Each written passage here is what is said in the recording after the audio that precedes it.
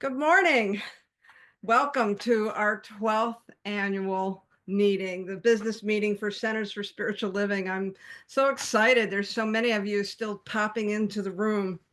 We have a wonderful day planned for you, lots of information, lots of great ways to connect, to hear about what's going on with our organization. We'll start our morning this morning we'll hear some things from the executive team, from several of our international home office directors this morning. But first, just a couple of logistics. If you are joining us from another country, if you would like to have Spanish interpretation, please click on the interpretation button. You may find it at the bottom of your screen where it says more. We're also asking our Spanish participants to rename themselves with an S dash before their name so that when we do have an opportunity to put you together, if you do need support, we'll be able to find you quickly. We have some wonderful musicians joining us today as well, so we'll intersperse some of the reports and the things that we'll be sharing with you with some amazing music. And I think we should get started with some music now. So we're going to have the amazing Jesse Powers and then Gary Lynn Floyd. Wow. That was beautiful, and I think that sets the tone for our time together today, that we are going to remember who we are as an organization, as individuals, as communities, as individuals who practice this amazing philosophy. Thank you, Gary Lynn Floyd and Jesse Powers, for opening us up in such a powerful way. I want to remind those that are wanting interpretation in Spanish. If you'll click the interpretation button, you might find it in more. You can do that. If you need some kind of technical assistance, all of our home office headquarters staff have their name, and before their name, they have an HQ, and you can direct message them. Someone was trying to direct message me. I can't help you with that. So, with that, with the logistics out of the way and that beautiful music to set the tone for us, I would like to officially call this 12th annual business meeting of Centers for Spiritual Living to order. And I would like to bring to you our wonderful spiritual leader, Reverend Dr. Sonny Cantrell Smith. Thanks, Alice. Thank you very much, and good day to everyone. I'm going to invite us all to simply take a nice deep breath together and whew, just really, I'm going to put my hand over my heart. I like to do that often when I pray. And I'll invite you, if you're comfortable, to lower your gaze or put your hand over your heart or close your eyes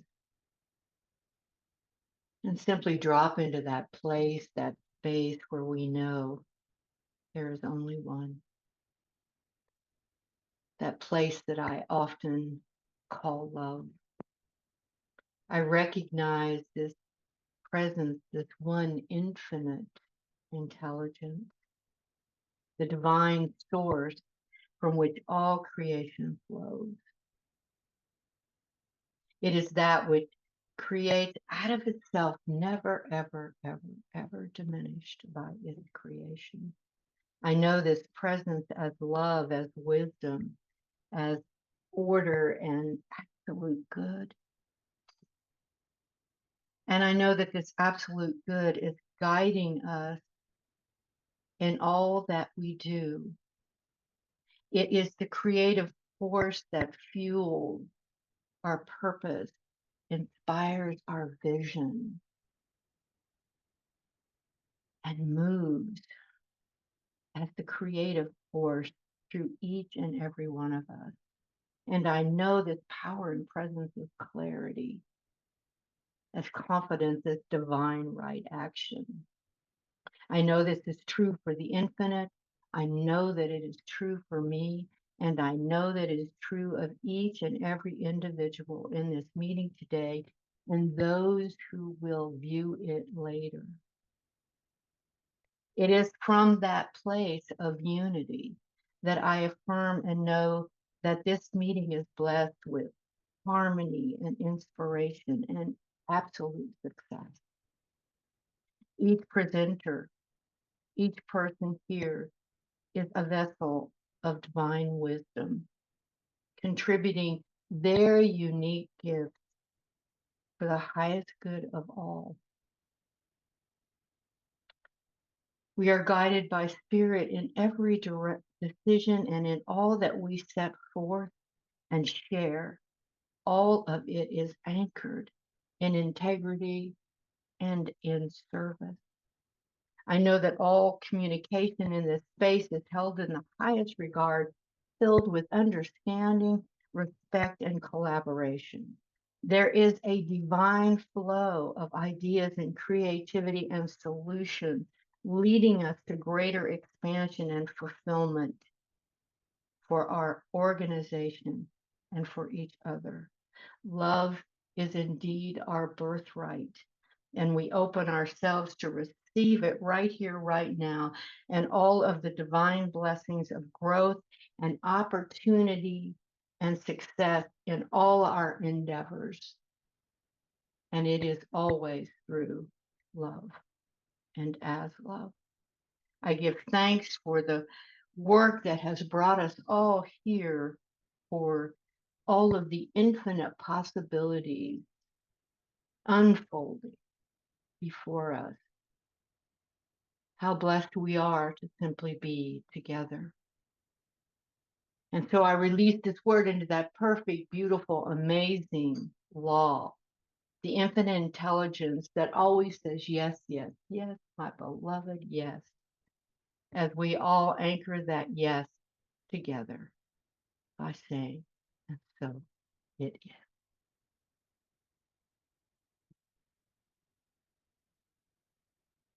All right.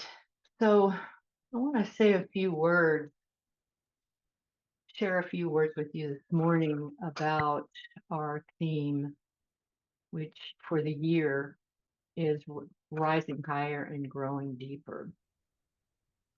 And I want to start by really asking if you can feel what's happening in the world in the last few months. There's a feeling in the air. I don't know. I can sense it, and I hope you all can sense it. It's a shift. I believe it is an opening. I believe that the world is asking something of us, something bold, something expansive. And I believe that we, as Centers for Spiritual Living, are ready to answer. As I said, our theme this year is rising higher and growing deeper. And what does that mean for us as a movement that wants to shape the future of spirituality on the world stage? I want to take you back to a moment in history that perhaps mirrors where we stand today. Beginning in the late 1800s, the world was changing rapidly. New technologies, political upheaval, and a growing hunger for deeper meaning.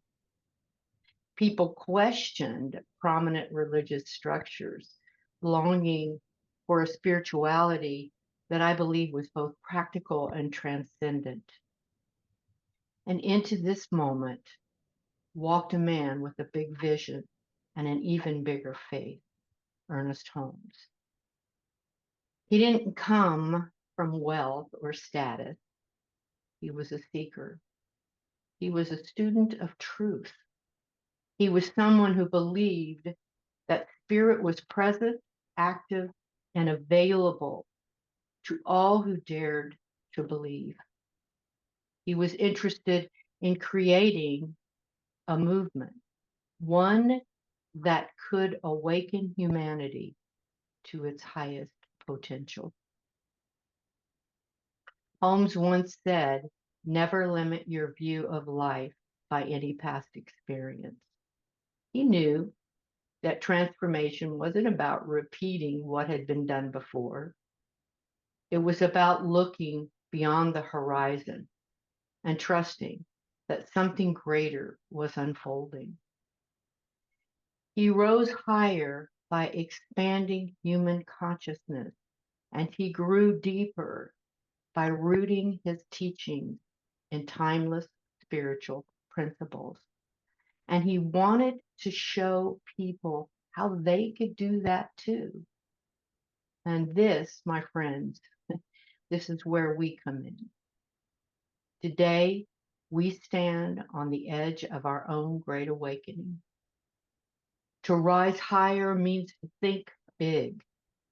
To rise higher is to be adventurous and, yeah, courageous. To rise higher means to answer the call from a world that is crying out for wisdom, healing, and possibility. No matter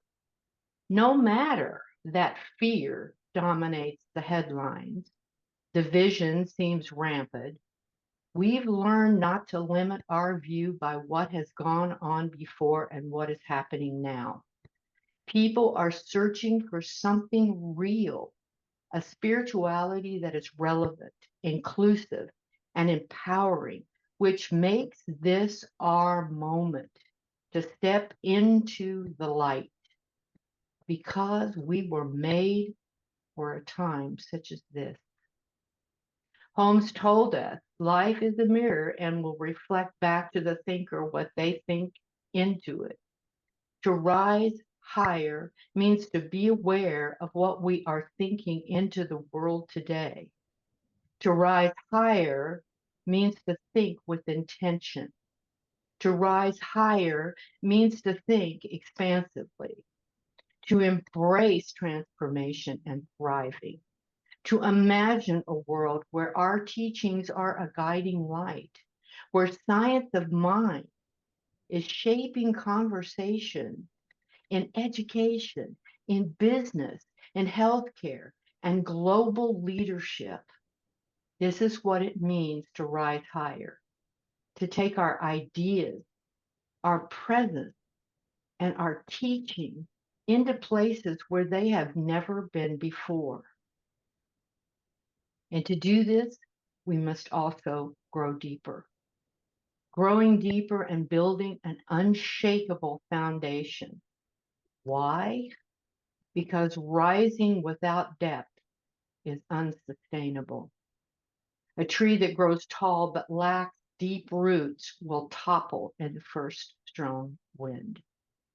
To grow deeper means to drop deep roots in our commitment to spiritual practices, affirmative prayer, meditation, spiritual study. To grow deeper means to talk transformation, to live transformation, to embody transformation in every aspect of our work and our lives. This is the time to reinforce and clarify our message. This is the time to stand firmly in what we know. And what we know is that there is one infinite presence and we are all a part of it. What we know is that what we focus on shapes our reality. What we know is that love is the most powerful force in existence, and it is our job to demonstrate it daily through our actions. To grow deeper is to ensure that this movement survives for generations. Let's think about it. Every great spiritual movement in history, what made them lasting? It wasn't just their message, it was their willingness to step into the world with purpose, vision, and action. Great spiritual leaders, great spiritual movement first contemplate change and then embody it. Great spiritual action, great spirituality takes action and invites others to join. Their courage, our courage, can reshape history, not because we waited for the right moment, but because we created the right moment. Dr. Martin Luther King Jr. didn't just pray for peace. He walked, he spoke, and he acted with conviction. Now it's our turn. We are the movement that can bring spiritual wisdom into cooperative leadership. We are the movement that can show people how to heal their minds and their hearts. We are the movement that can create a world where love and justice, equity, belonging, inclusion, and peace are not ideals, but reality, but only if we answer the call. And rather than ask you today if you are ready to answer the call, my message to you is this: you are ready. We are ready. We are rising higher. We are expanding beyond the familiar. We are growing. We are growing deeper. We are anchoring ourselves in practice. And because we are, nothing, nothing can stop us. There is a power for good in the universe, and we can use it. Now is the time to use it. This is our moment. This is our movement. This is the wave of the future. Let us rise higher. Let us grow deeper. We were made for a time such as this. Peace and blessings. Alice, I turn it back to you. Thank you, Sunny, and thank you for that wisdom and inspiration. It's another great way to start our day, and the momentum is continuing. For those of you who don't know me, my name is Alice Reed, and I am the Leadership Council Chair for Centers for Spiritual Living.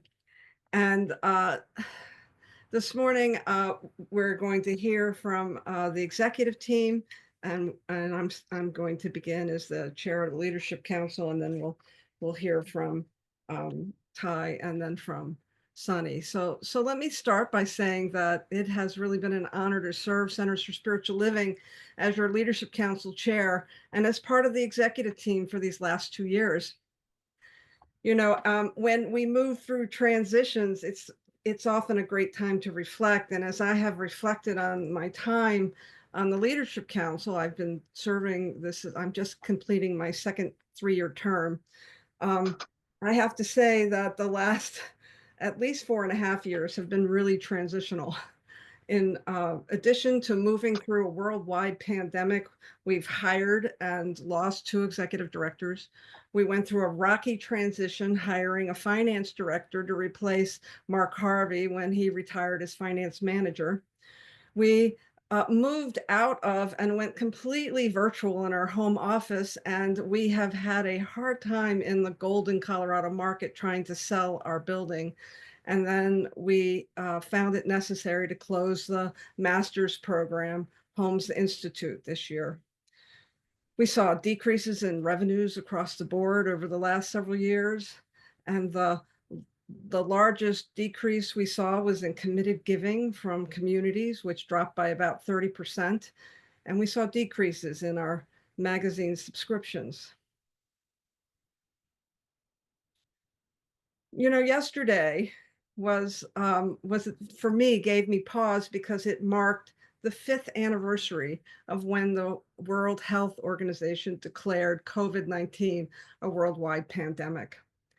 And I don't know about you, but that was a really pivotal moment in my life, personally and professionally. Everything changed overnight.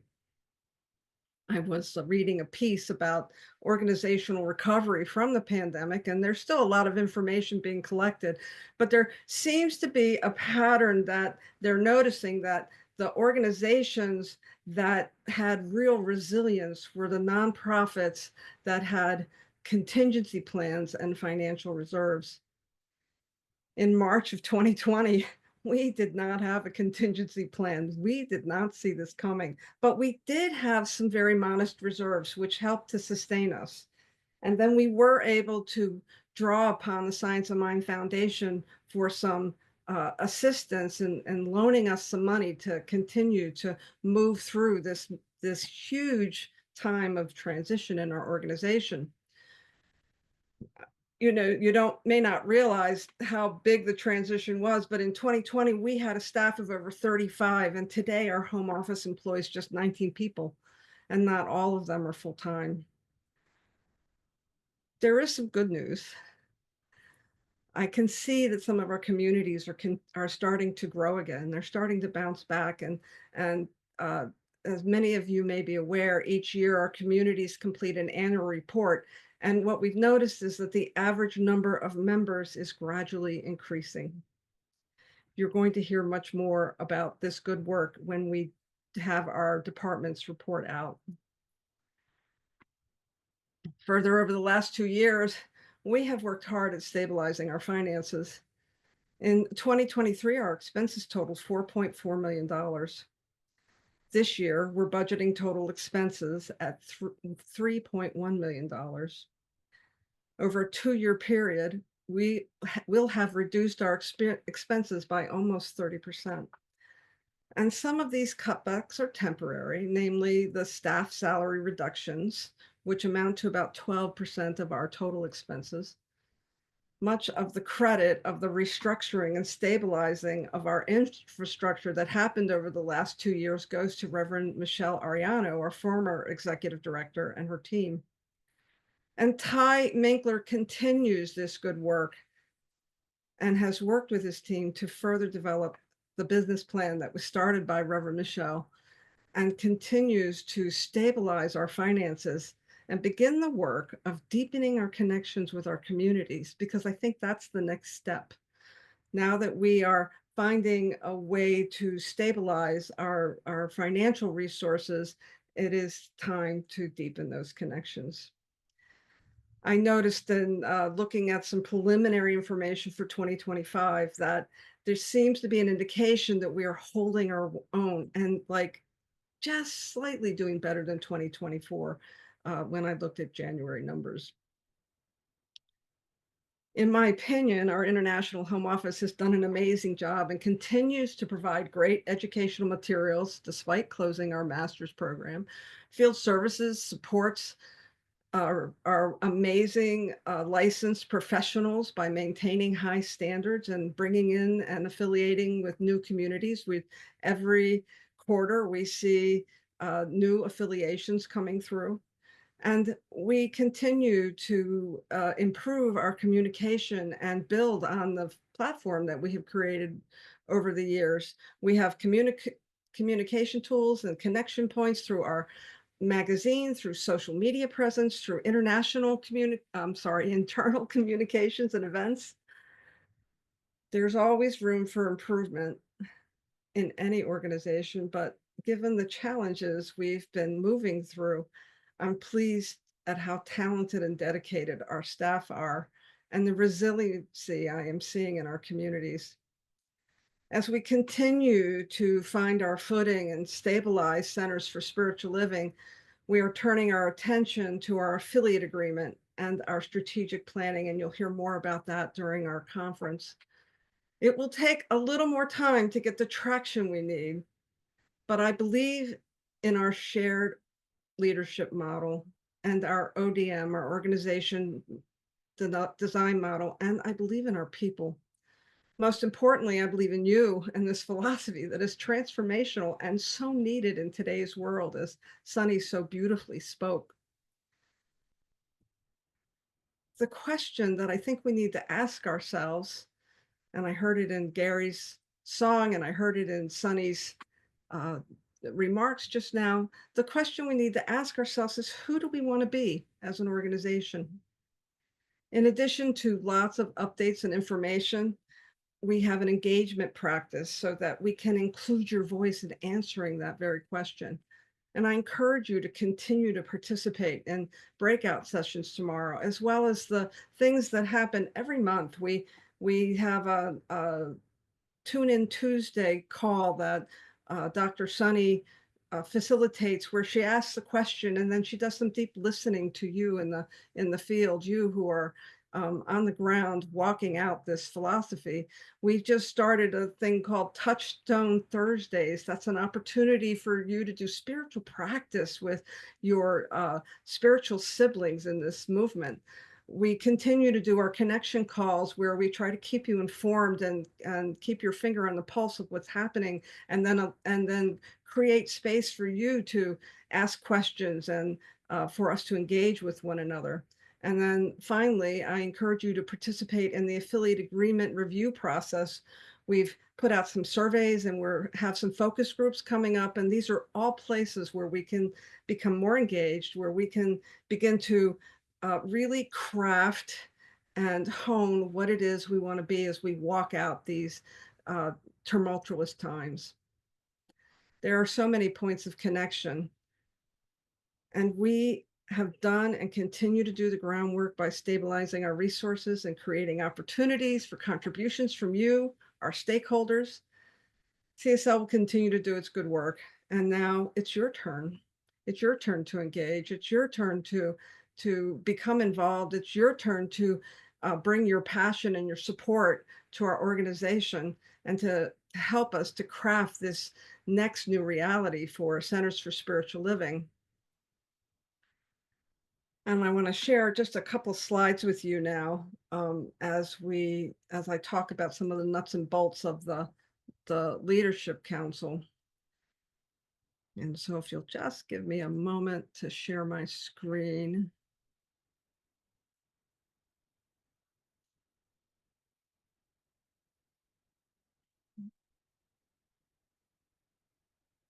Just a second to bring everything up. There we go. And then start the show from here, begin from current slide. Great. Um, our shared leadership model provides opportunities for individuals to serve our stabilization and recovery as we move through the next iteration of our organization. So we currently have 22 councils and committees and teams, mostly volunteer, and these teams are accountable to the Leadership Council and supported by CSL staff members. You may be familiar with this. This is the model for our shared leadership.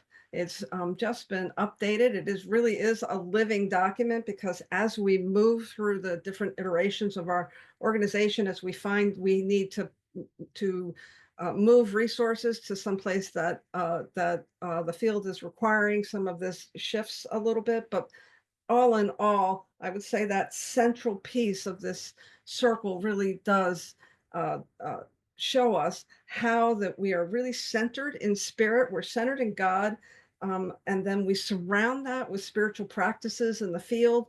The Leadership Council is holds the stewardship for all of that. And then the spiritual leader and executive director work together to bring the ecclesiastic and the infrastructure together. And then it is the executive team, which is comprised of the spiritual leader, the executive director, and myself, the leadership council chair, that really begin to move outward into the various departments in our home office and then all the committees that support them. It's actually an ambitious and beautiful model for engaging individuals to bringing things in from the outside inward and then back out as we look at opportunities for us to work together to continue to move this beautiful organization forward. In addition to the shared leadership and councils and committees, we have sibling organizations. And so many of you are familiar with this already. We have the Science of Mind Archives and Library Foundation, who've had a successful relocation to Unity Village and is about to have their grand opening late next month. Camp Cedar Ridge, which is doing very well up in Oregon and is a separate 501c3, and then our supporting nonprofit, the Science of Mind Foundation.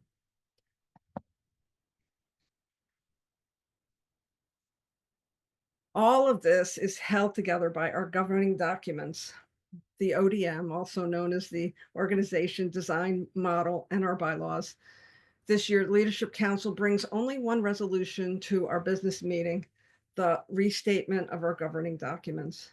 We attempted to get this approved by the delegates last June in an interim vote, but while it received a 97% approval rate, we only had 47% of the required 60% of delegates voting and did not have the quorum required to pass the resolution.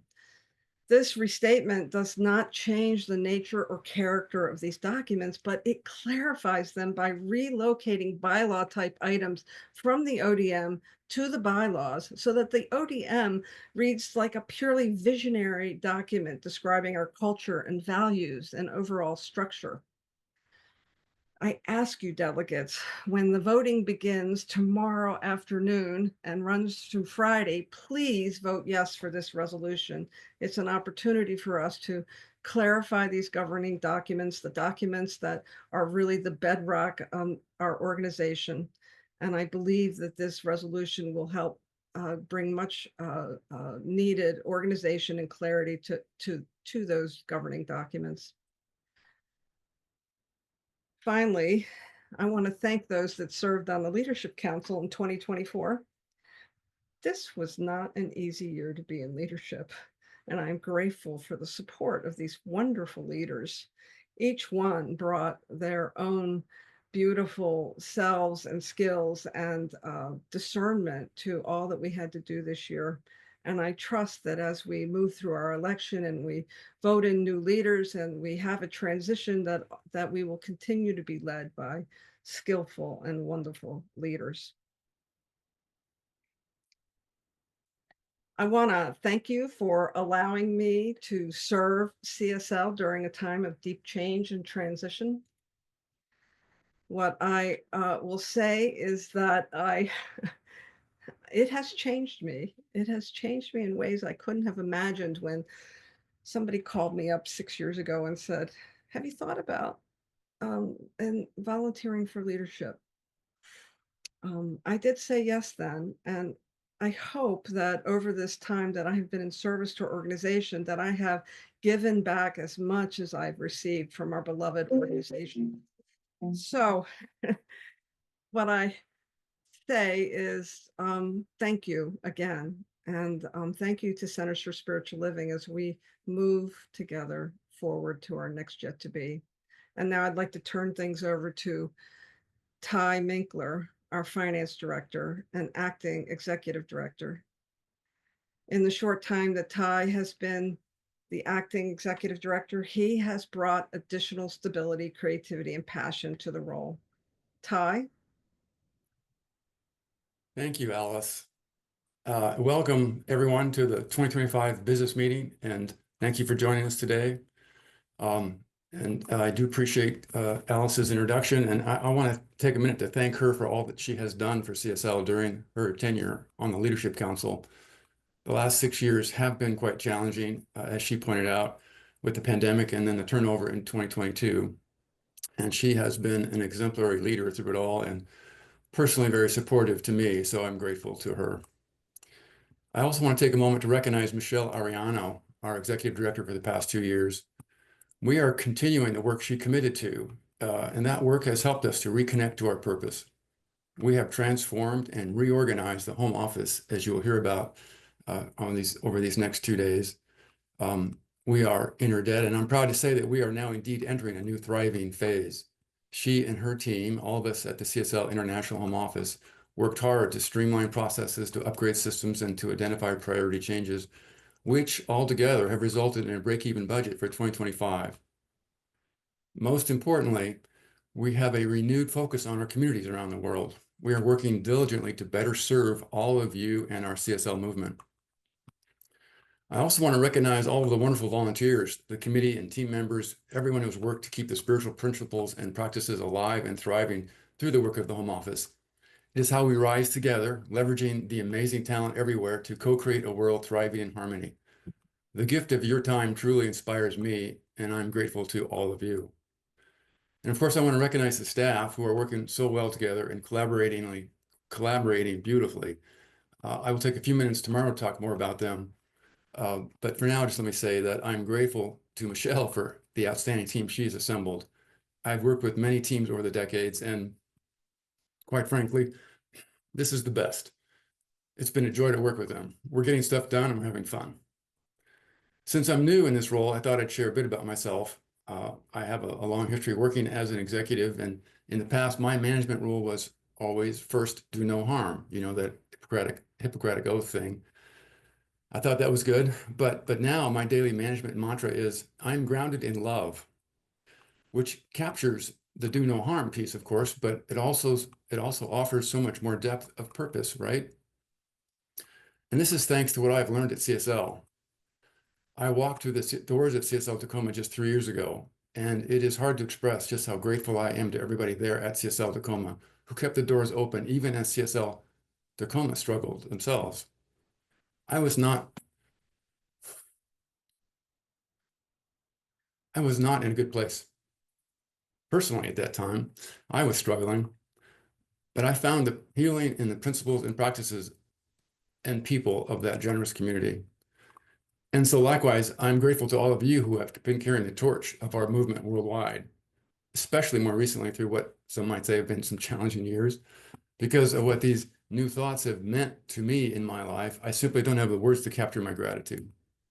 We are stewards of principles and practices built on timeless wisdom, grounded in love, infused with the power of connection and community. This is not just a philosophy, it is the very essence of existence to me.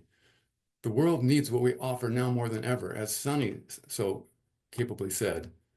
There is nothing more powerful, nothing more urgent than bringing love and wisdom and authentic connection into the lives of those seeking meaning, community, and healing. This is why our work must continue stronger than ever.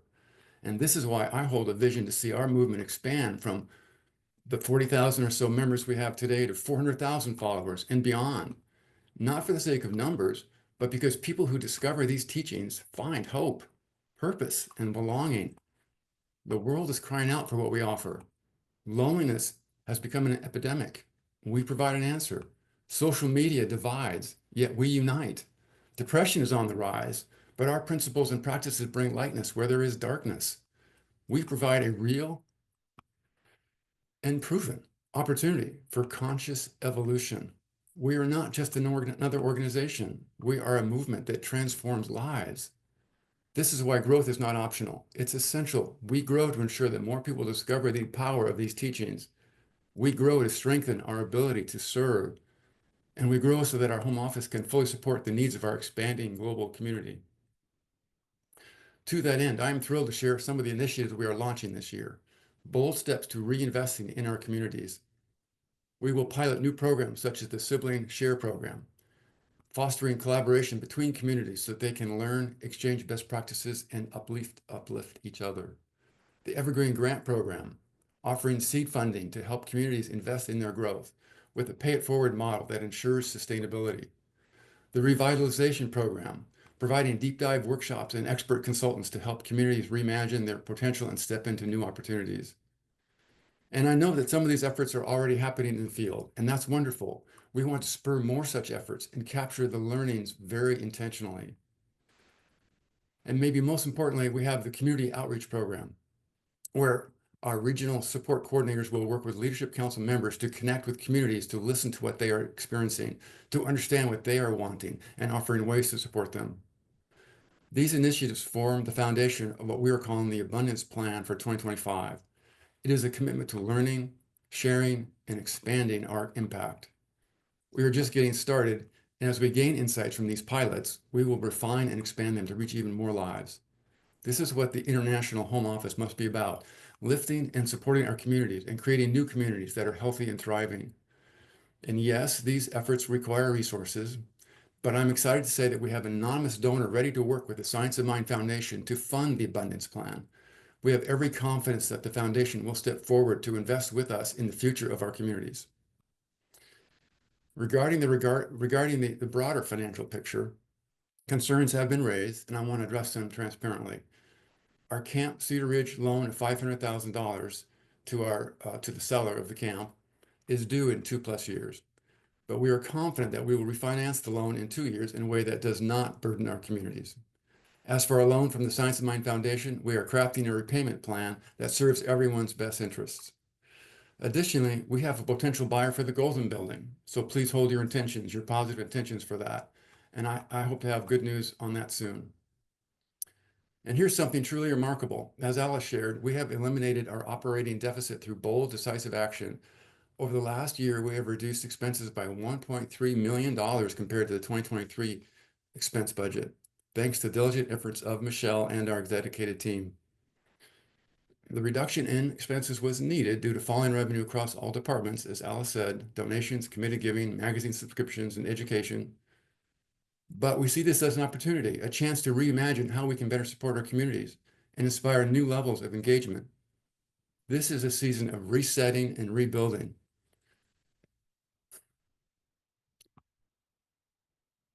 There is so much good unfolding, and there is so much abundance waiting to be realized. Let us step forward together and co-create that world that truly works for everyone and build a pathway to fiscal flourishing. So I ask you with great enthusiasm, let's take some action. Support the home office financially so that we in turn can support less fortunate communities to build a path towards abundance. Gift a magazine subscription to a friend who might appreciate these teachings, because I know you all already have a subscription. Take a class to continue your own learning journey. Invite a friend to a Sunday service to help them discover what you already know, that love, wisdom, and transformation are real. And set your own intentions for abundance, because what we create in consciousness becomes reality.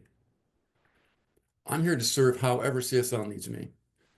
And I'm fully committed to ensuring that the momentum initiated by Michelle and others is not only sustained, but accelerated. I'm excited about what we can do together. I'm thrilled about what the home office team has already done and is delivering.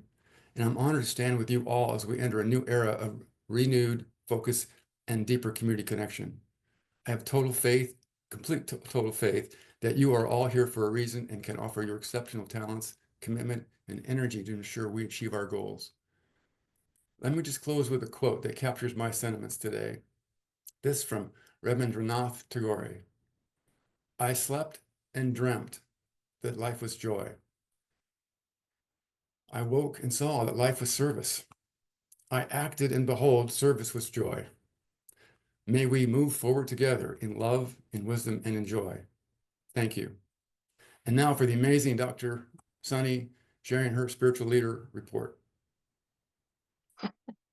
Thank you, Ty. Thank you so much, and thank you, Alice, for your years of service. Before I start sharing some slides with you, I just want to bring up on one of our slides, on our Leadership Council slide, we left someone's name off there, and I want to apologize for that and let you all know that Reverend Stacy Hilton is part of our Leadership Council, and we are very grateful for that.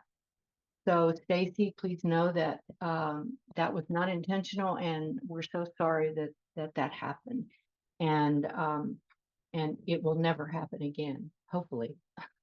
Anyway, Ryan, are you ready to share some of my slides? Because I know everybody wants to know what the heck the spiritual leader does.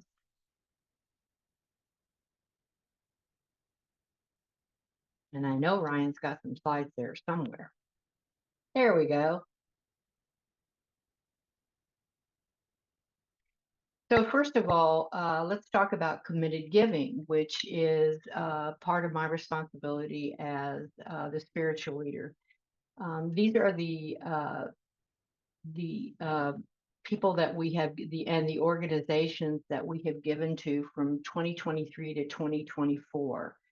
And I want to take note that these are all individuals or communities that also are in alliance with our organization and our commitment. So this in 2024, we also started an inward and an outward giving program. In other words, we were giving to organizations that also live by the same principles we do, but we're also giving insight to our organization to individuals and to communities that are raising the focus of our principles and values. So I'm not going to go through all the names because you can see them there. Next slide. So sacred activism. Sacred activism is something that was started when I first came on board within the first 6 months. I saw a great need to really pull all of our committees together that were working for sacred activism in the world, diversity, equity, and inclusion, spiritually motivated social engagement committee, the World Ministry of Prayer, the Global Heart of Peace, and the Global Outreach Committee. And of course, sacred activism is the intersection where consciousness becomes action. And I think that's really important. It's where prayer becomes movement and where spiritual principle becomes practice. Sacred activism is the activity of bringing our CSL global vision, a world that works for everyone, into reality through love and justice and inclusivity. Can I get the next slide, Brian? Thank you. So I want to talk about, oh, here's the birth of sacred activism. I think that was supposed to be before the other one, but that's okay. The Sacred Activism Task Force began as the vehicle for CSL so that we could courageously step into its full mission and purpose. So I want to talk about, you can get rid of that slide, Ryan. Thank you so much. I want to talk about a little bit about some of the things that have happened last year during our sacred activism for 2024. You know, first of all of our teams, DEI, well, let's just start with diversity, equity, and inclusion, but we all participated in Earth Day and the International Day of Peace.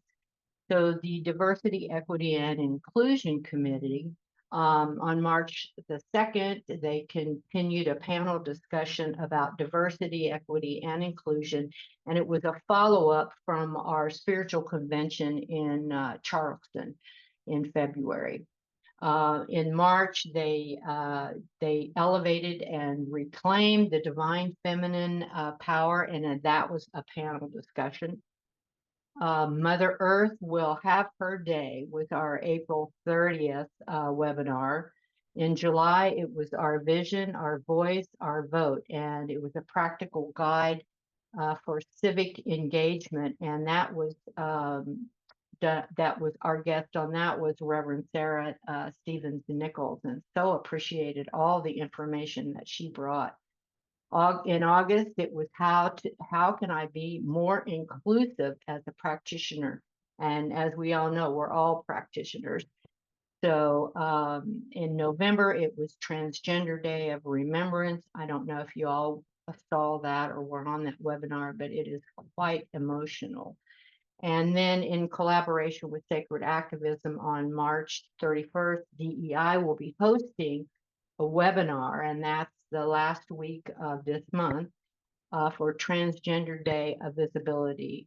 And I really invite all of us to be on that particular webinar. It is really important right now to support transgender people because there is absolutely a war going on, and we need to really support and be an organization that supports transgender people. For our spiritually motivated, socially engaged committee, we did the writings that came out and were posted were Be Peace on Earth, Voting Our Values from Love, A Vision of Compassion and Leadership, a response to Project 2025. We stand for people, peace, and love, and knowing peace in the midst of war. For our global outreach, they've been very busy. In 2024, they identified 2 areas of focus and beyond, and one of the areas of focus was expanding and deepening their connection with individuals and groups across the world. So I want to talk about them for a second because global outreach has really done an amazing job this year of creating connectivity for Region 12 and for Region 13 for all the individuals and groups. They use WhatsApp to not only for the connectivity, but to teach classes, because there are some areas where it's very difficult to have an internet connection. So they actually use WhatsApp to teach classes. So you can imagine how committed some of our global organizations, some of our global individuals are to learning science of mind. I mean, it's amazing to me. Also, they support, global outreach supports the expansion of groups by adapting the CSL spiritual living circles. So they are adapting this to the international spiritual living circles. Also, part of that is being culturally sensitive to the needs of each unique group. So you can imagine the work that they have to do to be to meet the needs of each unique group. The committee has designed the structure for the international circles, including personal host coaching, dedicated prayer companions with licensed practitioners to provide regular prayer and practitioner services as needed to those circles. And also inviting everybody here to remember that one of the ways that you can support global outreach is by supporting our subscriptions, our online subscriptions to Science of Mind magazine as a gift to our international audience. They are crying for our magazine. So consider that as one way that you can support global outreach. They are also focused on Africa in order to connect and support individuals in learning and applying the Science of Mind teaching by creating local gatherings. Of course, these international spiritual living circles. They have volunteers, and on behalf of the committee, at their own expense, they attended the Heart of Africa conference in Nairobi, Kenya, extended travel to Western Kenya, the Vista conference, of course, in Charleston. We had people here from all over the world in Charleston, and then the Conference of the Americas. So the Global Outreach Committee is also, part of it is the Global Heart of Peace, and they have a huge they have a huge social engagement going on with the season of peace and nonviolence, with daily posted with new memes and unique quotes for the day, and prayer and meditation. So that is everything that's happening under sacred activism. Now, personally, as some of you know, the spiritual leaders' responsibilities changed from an outward focus to not only an outward focus, but an inward focus as well. So some of the things that the spiritual leader does, well, first of all, a couple of things. Tune In Tuesday is one of my most favorite times to be with y'all and just really connect with the field. And I love doing that. We also started Touchstone Tuesday, which is only 15 minutes, and it's an opportunity to stop and just be quiet for 15 minutes and do prayer together. It's an amazing time together, and it's let the world stop and let me just be with people that I love and I can pray with. I'm going to make this quick because I know that I might be running over time here. So some of the things I participate in on the inward scope is Leadership Council. I also have oversight for education, committed giving, sacred activism, of course, which I talked about, ethics, the RSCs, visioning, marketing task force, CSL affiliation agreement, strategic alliances, strategic planning, Finance Committee, Legal Committee, Science of Mind Foundation, Doctoral Committee, and Events Committee. Now, some of the things that I did as an outward focus, if y'all remember, I attended the several conferences in which I was a speaker, that a lot of them at Unity Village. I also INTA. I mean, it goes on and on and on. Plus the Southern California. I went to Southern California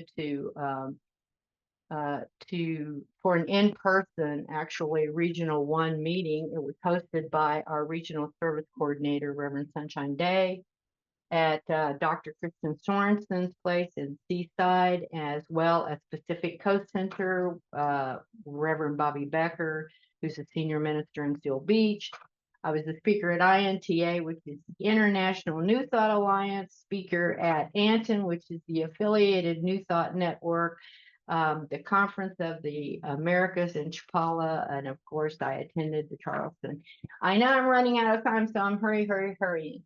So anyway, that's all that the spiritual leader has done. And and so I'm always open to suggestions and feedback. So we're going to have a question and answer period later. But listen, I tell you all, it is my honor to be of service to this community. And it's with deep love and gratitude that I do serve this community. Science of Mind has changed my life, and it's a calling and a commitment to just being a vessel for the divine. So thank you all very much for all your support and love. I love you all. I mean it this time. So the question that seems to be bubbling up in the chat, Dr. Sunny, is when do you sleep? That's what everybody wants to know. This has been a great opportunity for the executive team to update you on all the things that we've been doing. But now, we're sitting in front of our computer screen, so it's time to take a movement break. We're going to take 10 minutes to get a glass of water, walk around the house, maybe take a quick walk outside, get some fresh air, take a bio break. We're going to break now, and so it is 36 minutes after the hour. We'll be back in 10 minutes. Wonderful meeting that we're having together. That's how we could bring it to you for free. So please feel free to share your love with our musicians by supporting their work. Now it is time to hear from some of our departments. These are the hardworking people that continue to support us day in and day out with all the functions that happen through our headquarters home office. And so we're going to be hearing from Michael Schlut, who is the Director of Philanthropy and has been with CSL for 7 years. We're going to hear from Reverend James Peak, who has been the Director of Information and Technology. He's been with CSL for 4.5 years, and we scooped him up into our IT department from education 2.5 years ago. Mary Lindsay, who's our Director of Operations. She was a great find by Reverend Michelle and joined the team last year. And Reverend Ryan Alexander, who is the Senior Director and Education Director of School for Spiritual Leadership. And they have been with the Education Department for 2.5 years, and they add and counting. And then finally, we'll hear from Holly Sharp, who is our Senior Director of Marketing, Public Relations, Publishing, Editor and Creative Director of Science of Mind magazine. And I think that she currently holds the title for the longest staff member who's been with CSL for 11 years. And she's another one who I wonder when she sleeps. So let's go ahead and bring up these amazing directors as they share all the good work they've been doing.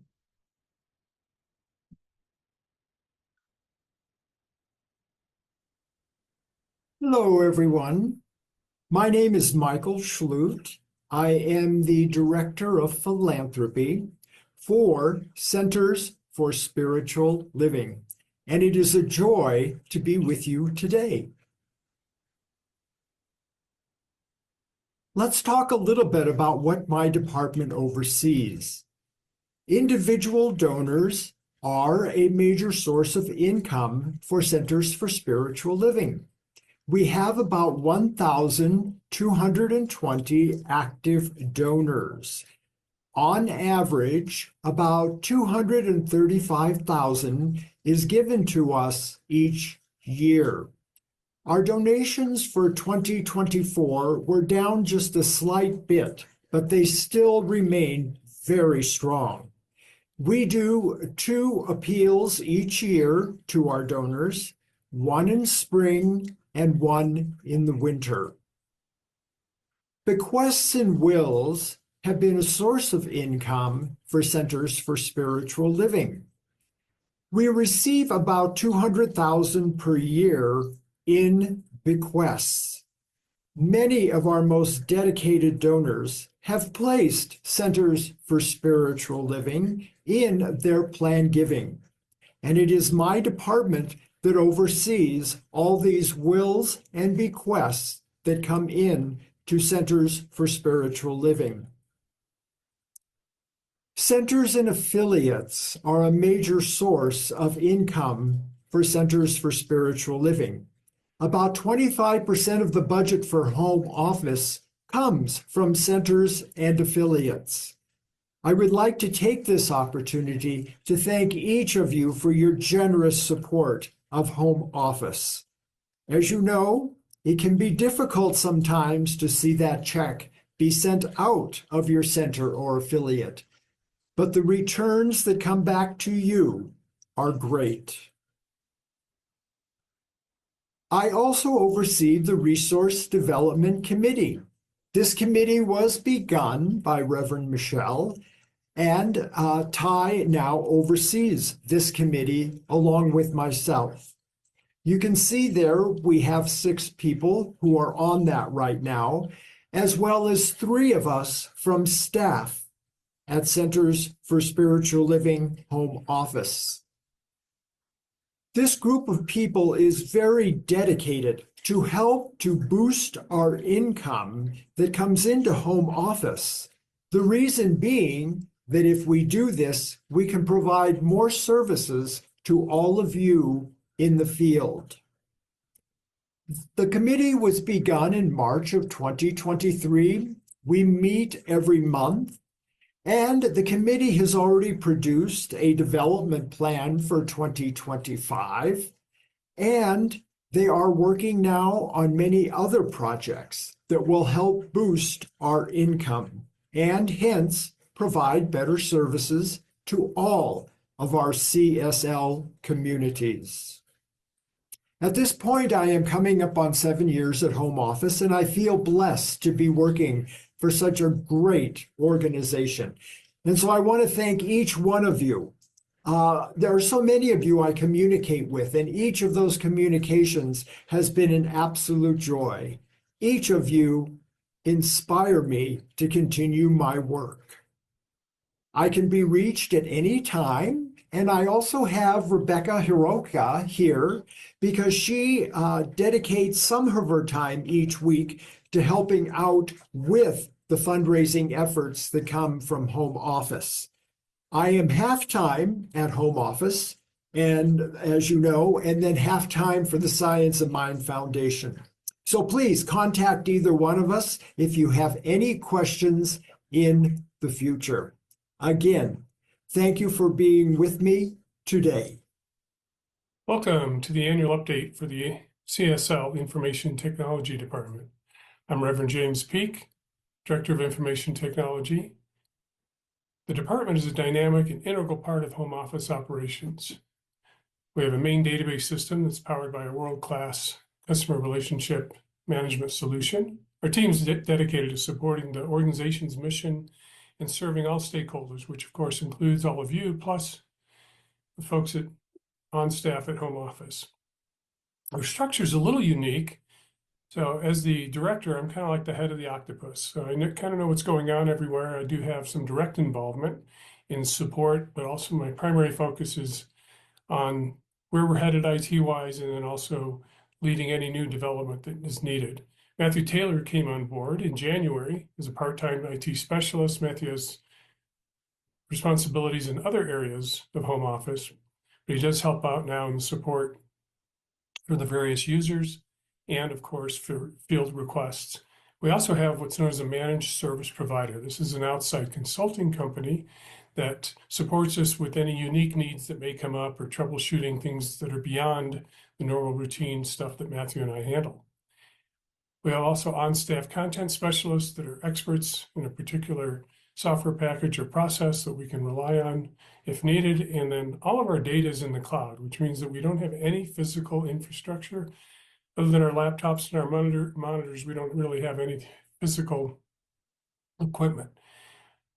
We use tools, not code. If you're familiar with programmers and salaries and things like that, it definitely would be detrimental and challenging to have a staff of programmers. So we use what are called declarative tools, and these tools can allow us to create online forms, make data changes as needed, run merges. We can load and import data very quickly when needed. And we also have an engagement marketing tool that we recently implemented. And this allows us for greater communication and enhancement of our processes, such as sending out newsletters and notices, and also tracking how engaged folks are with those emails that go out. By the numbers, so we have about 4,000 community users. That includes all of our active practitioners and ministers, plus laity who need access to our community for things like global themes. We have over 140,000 records in the main system, and we have 28 internal users. Our staff and support email count went down dramatically, dropping a third over 2023 from 9,000 to 6,000 emails sent last year. A lot of this is just due to automating more processes and the field getting more comfortable with our online forms. So a lot less direct support needed. Also, I was very involved in renegotiating our IT contracts. In 2023, I had done this and saved about $9,000 in annual savings. And this year, we're adding another 18 to that. So we also expect in 2025 an additional 5,000 or more in savings. So we're really focused on making sure that we're only paying for licenses that make sense and that we're getting the best bang for our buck, so to speak. There are also over 60 updates or new projects completed over the last year. So it was a really busy year for automating processes, creating new forms, things like that. Also, we eliminated over 8,000 duplicate records that were in the main system that were holdovers from the initial conversion back in 2018. And we were able to address those and really get the system cleaned up, and over 300 updates to our community. Again, a lot of those are things such as minutes for the councils, the global themes, items like that.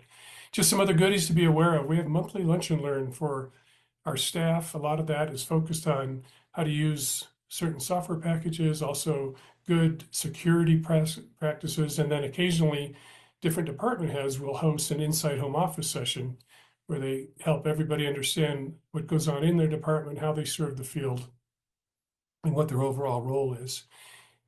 Regarding our managed service provider, we did change to a time and material basis late in 2024, and we're seeing an average savings there of over $2,000 a month. So this is on top of, or in addition to, the savings on the licensing stuff. We also converted 12 forms from the fillable PDF format into our automated online forms. So this saves time and also makes sure that the data is cleaner. We don't have to have folks then turn around and input from the form into the database. We did 22 of them in 2023, and we expect more to be done over the next few months. And really, we focus on continuous process improvement while at the same time trying to avoid tech debt. And what tech debt basically is the money you end up spending to provide a short-term solution without thought to the long term. So we really want to be aware of what's going on down the road so that our short-term solutions meet the long-term needs at the same time. So what's coming up for 2025? Well, we're going to continue to take advantage of this new engagement marketing tool and use some of the features for that, and also support other departments in their communications and tracking out to the field. We're going to continue to add more Spanish-only versions of our online forms. So the bilingual forms, we get a lot of feedback that our users, both English and Spanish, were confused by bilingual forms. So we're moving toward having separate English and Spanish versions. We're also going to expand the Spanish content in the Art Community portal. We opened up the portal with a special Spanish section last year, and now we're continuing to add content there. Again, as I mentioned, we're going to convert more of the PDFs to the automated forms. An example of something on the chart for this year is the comprehensive ministries report. Also, we're going to expand the use of dashboards, which is basically a single screen view of the most important data that different users or managers or directors need to understand and track on a regular basis. And there's also about 20 background processes that were set up years ago in the system, and support for that feature is going away in 2026. So those will need to be converted over to what are known as flows. So we are really focused on support, and you can get a hold of me directly at jpeak@csl.org, or the general request mailbox for the department is csl.it@csl.org. Thank you for your time and have a great meeting. Hello, everyone. My name is Mary Lindsay, and I am the Director of Operations and People Services. My pronouns are she and her, and I'm based just outside of Nashville, Tennessee. This is my first time presenting in this role, and I'm happy to be here with you today. Stepping into this role not quite a year ago has been both a challenge and rewarding, and I'm excited to share a little bit about us. From HR compliance to staff support, the Operations and People Services Department drives organizational efficiency while working alongside our leadership to strengthen our operational foundation. Now, I know what you're thinking. So what is People Services?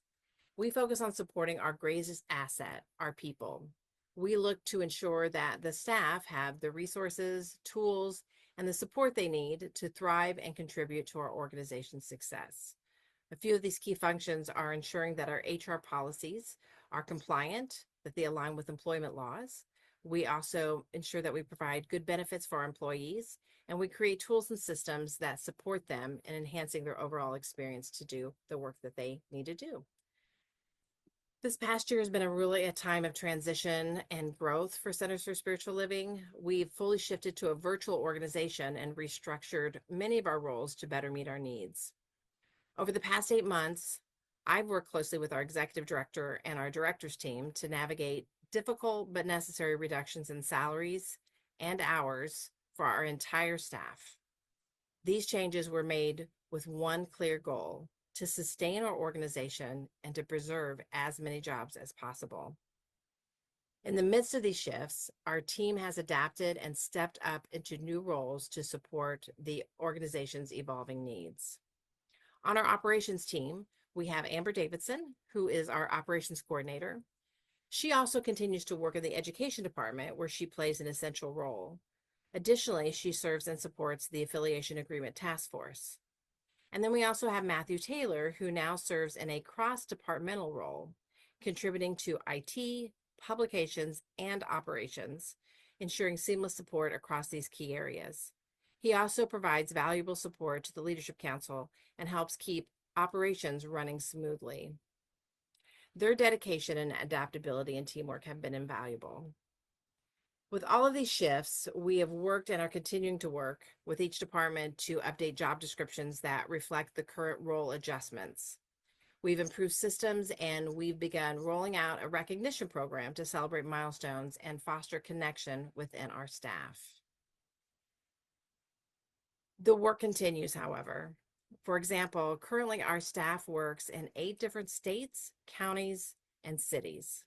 We are in the process of rewriting our employee manual to align with employment laws within each of these areas. We're also in process of developing ways in which we can help support our communities with the administration and operations in better ways. It's been tough this year, but I'm incredibly proud of what we've accomplished and the work we've done over the past 8 months. None of this would have been possible without the support and collaboration of our leadership and our passionate and committed staff, whom I thank for their trust and their partnership. I'm excited to continue this journey as we build stronger, more aligned team together. Thank you. Hello, everyone, and welcome to this session where I'm going to talk about the education department here at Centers for Spiritual Living. My name is Reverend Ryan Alexander, and my pronouns are they and them, and I am the Senior Director of Education and the Director of the School of Spiritual Leadership. And I am beyond excited to share with you the transformative work that we have done over the past year in education and our vision for the upcoming year and even beyond that. Education plays a vital role within CSL as it nurtures personal growth, strengthens spiritual communities, and equips individuals for leadership and for service. And our goal in the education department is to provide diverse learning opportunities that inspire and empower individuals globally. So before I get started on the amazing programs here in the education department, I want to highlight the folks that are working alongside of me in the education department. And this is an amazing group of individuals that I am so honored to be a part of this group and to work with them. And I want to introduce them and so that you know them too, and that you can honor their work and their service over the past year and even beyond that. And so first we have Amber Davidson, who is our Education Expansion Specialist and our Spiritual Living Circles Manager. Reverend Dan Granda, who is our Education Development Specialist. Dar Hertford, who is the Administrative Registrar for the School of Spiritual Leadership. Breeze Martin Swan, who is our Education Administrator. And Reverend Lauren Martin, who is our Spiritual Living Circles Program Manager. And this is an amazing group of folks, and I just want to highlight the amazing work that they do. And so together, we work to advance educational offerings that align with CSL's vision and mission. And so today I'm going to share a little bit about the 4 major programs within the education department, reflecting on our progress over the past year, and then sharing our exciting plans for the future of this upcoming year. And so the programs I'm going to talk about are spiritual development, professional development, spiritual living circles, and the School of Spiritual Leadership. And our initiatives in all of these programs are designed to expand learning opportunities and meet the diverse needs of our global community, ensuring high quality educational experiences that support personal, community, and professional development. So let's begin with spiritual development, which encompasses our certificated courses and our practitioner training. So looking back over this past year, we offered 27 certificated courses with 2,972 students participating in individual communities all over the world with the engagement in this curriculum and these courses. In practitioner studies, we had 114 students in advanced consciousness study, which is year 1 of our practitioner program, and 86 students in professional practitioner studies, which is year 2 of our practitioner program. And you can see a lot of student engagement in our current curriculum, which is amazing. And we appreciate that involvement and the students and the teachers and the instructors in our communities that have provided that service over the past year. A significant advancement in spiritual development over the past year was the launch of the community-based education portal. So this online platform allows CSL affiliated communities to advertise their online and hybrid certificated course offerings. It serves as a hub really to connect students and teachers globally, which enhances our collective educational experience.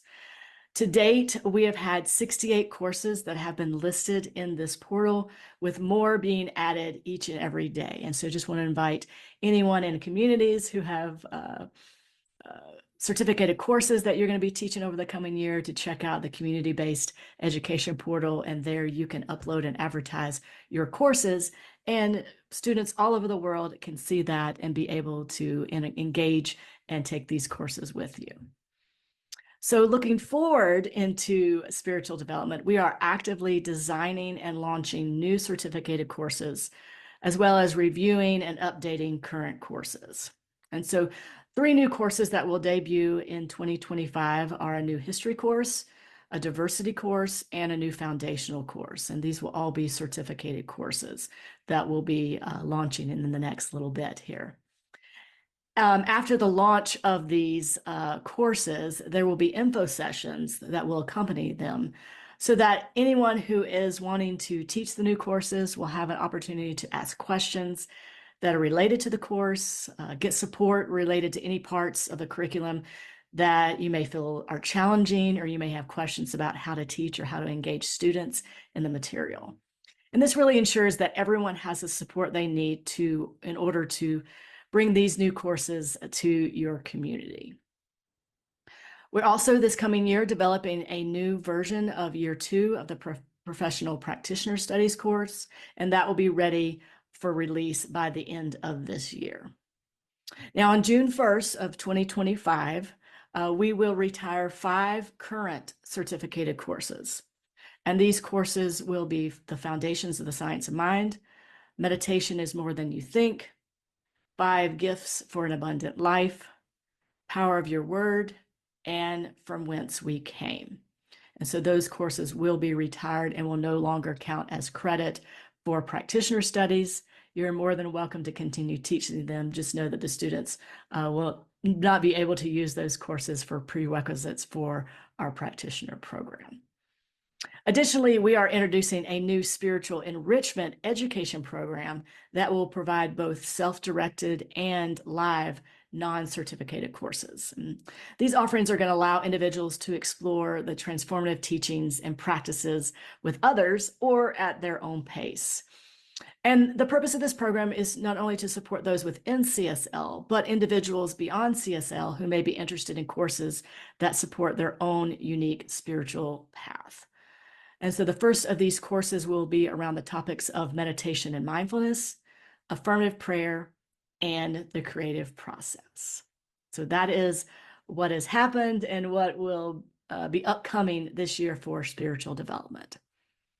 The next program is professional development. Our professional development program is designed to provide continuing education for ministers, for practitioners, for educators, and community leaders. So looking back over this past year in professional development, we introduced the Professional Development Pathways program. And this is offering live and self-directed courses tailored to equip community leaders with essential skills. So the current pathways that we have are an education pathway, a leadership pathway, and an administrative and operations pathway. And then there are unique courses associated with each pathway. Now, we last year continued to offer our monthly Education Uplift series, which provides free sessions for ministers, practitioners, and education administrators. And that is on the first Wednesday of every month. And it's an opportunity to hone some skills, get some new information, and take that back to your communities. And that is a free event. So looking forward into professional development, in 2025, we will introduce a new practitioner-specific professional development pathway with a first course titled, So You're a Practitioner, Now What? We will also offer new courses in our existing pathways. The new courses will be Education Reimagined, Transformative Teaching, and there'll be a Basic Facilitation Skills course, and those both will be in the education pathway. In the leadership pathway, we will be adding advanced fundraising and vision casting, 2 separate courses in that leadership pathway. In the administration and operations pathway, we'll be offering a course on church management and also a course on a website that works for everyone. And we will also be continuing the Education Uplift series to address the evolving needs of our community while preparing leaders to address the ever-changing reality of leadership in our current world. So that is everything that's going on in professional development in the past and upcoming year and beyond. And so look for those courses being added throughout the year, and we will continue to add those as we go forward. The next program is the Spiritual Living Circles. Now, Spiritual Living Circles bring together people to discuss articles from the Science of Mind magazine, with anyone in the community being able to host these small group circles. The program offers an online host community with discussion guides, social media tips, and marketing advice, plus links to articles that enhance both the circles and the hosts of these circles. This program also partners with the Global Outreach Committee to expand these circles worldwide. The spiritual living circles really are a profound program, a gateway to engage people with the Centers for Spiritual Living. So readers of the Science of Mind magazine can find your community through a circle. It's kind of the open door to CSL and to community for those who may not know about Centers for Spiritual Living. And so for more details on this, you can, or how to start your own, you can look at the Spiritual Living Circle, visit the CSL website under Spiritual Community and Spiritual Living Circles.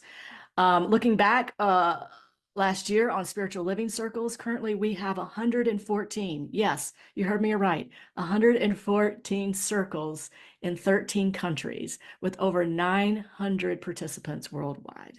Like I said, this is a gateway for connection. It's a gateway for folks to learn more about our teaching, our philosophy, and the communities. And so this is just an amazing program, and we're so excited of its growth and its continued growth globally, which is really supportive of our members across the globe. So looking forward for the Spiritual Living Circles, the goals are to increase engagement for Spiritual Living Circles host community, which is the website that has all the resources and support for hosts. It helps them address needs, it helps them promote opportunities, and it gives them an opportunity to engage with one another. And another goal will be to simplify and automate some of our systems, forms, and access that are involved with the Spiritual Living Circles, making it even easier for hosts to navigate and for members to navigate this program.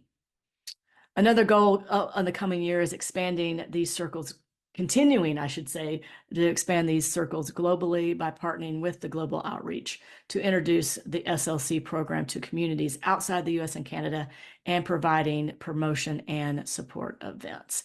And this is just an amazing program, and I'm so excited for its growth. And so just check out the website if you want to learn more about how to bring one of these circles into your community or how to start one of these circles. The next program I'd like to talk about is the School of Spiritual Leadership. And so the CSL School of Spiritual Leadership educates and trains ministers within the Centers for Spiritual Living, fostering personal growth and empowering spiritual leadership in our communities and the world around us. And so through transformative learning experiences, we cultivate visionary leaders who embody and actualize our global vision, creating and supporting a world that works for all. And so with a commitment to relevant, evolving, and engaging spiritual education, the School of Spiritual Leadership inspires individuals to lead with wisdom, compassion, and empathy. And I'm so excited about our program.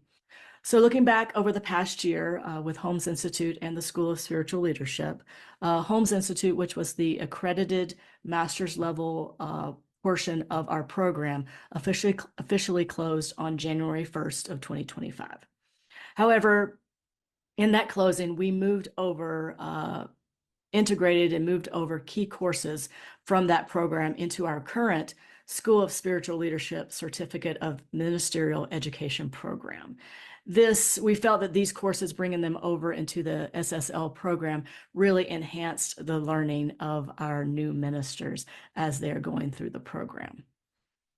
We currently have 5 campuses across the United States: LA, San Diego, Napa Valley, Denver, and Florida, as well as a program out of CSL Kenya and LA, which is in it provides online School of Spiritual Leadership education to Latin America.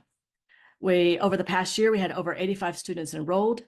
We had 29 graduates of Holmes Institute with 11 new ministerial graduates over the past year. And so that's exciting to see all the amazing work that they are doing in the community, in the world, as they have left the School of Spiritual Leadership. And so we're so proud and excited for them. So looking forward into the School of Spiritual Leadership, we are looking to enhance and evolve the School of Spiritual Leadership to prepare spiritual leaders to address the ever-changing needs of our community and world. And so as those needs change, our education and our support around new ministers also needs to change. And so we're going to work this year to continue that work of doing that. To that end, we're updating course curriculum and identifying new offerings to support the evolving nature of ministry in our world today. We're going to be working on a strategic marketing plan to increase engagement between CSL communities and the School of Spiritual Leadership. We'll also be looking at creating a framework for a specialty pathways program and some new student-focused resource programming. And our vision really is to establish the School of Spiritual Leadership as the premier education and leadership destination within New Thought. And I'm so excited to partner with everyone involved in the School of Spiritual Leadership, our deans, our registrars, our instructors, our students, to really actualize this vision.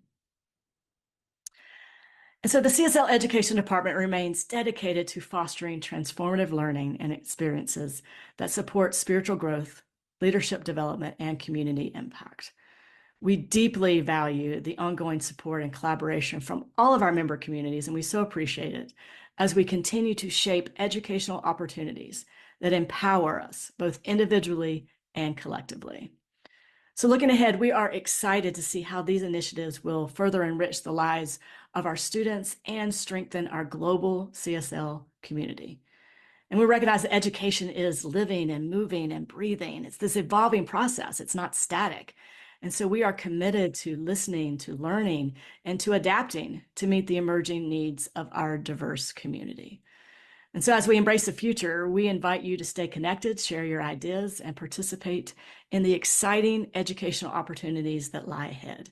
Whether it's through certificated courses, professional development pathways, spiritual living circles, or leadership training, there is a place for everyone to grow and thrive.